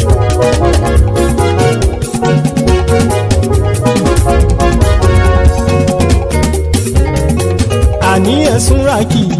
Maiyegun ti dé. Maiyegun ti dé. Ọ̀jẹ̀lú ẹ̀sùn ràkì. Maiyegun ti dé. Àní ẹ̀sùn ràkì. Maiyegun ti dé. Lórí Facebook. Maiyegun ti dé. Àní ẹ̀sùn ràkì. Maiyegun ti dé. Lórí YouTube. Maiyegun ti dé. Àní ẹ̀sùn ràkì. Maiyegun ti dé. Bọ́ bàbá gbé wúrẹ́. Maiyegun máa wí. Àní ẹ̀sùn ràkì. Maiyegun ti dé. Ijó ìgbádìyẹ. Maiyegun máa wí. Àní ẹ̀sùn ràkì. Maiyegun ti dé. Pẹ̀sìdó bá rúfin o. Maiyegun máa wí.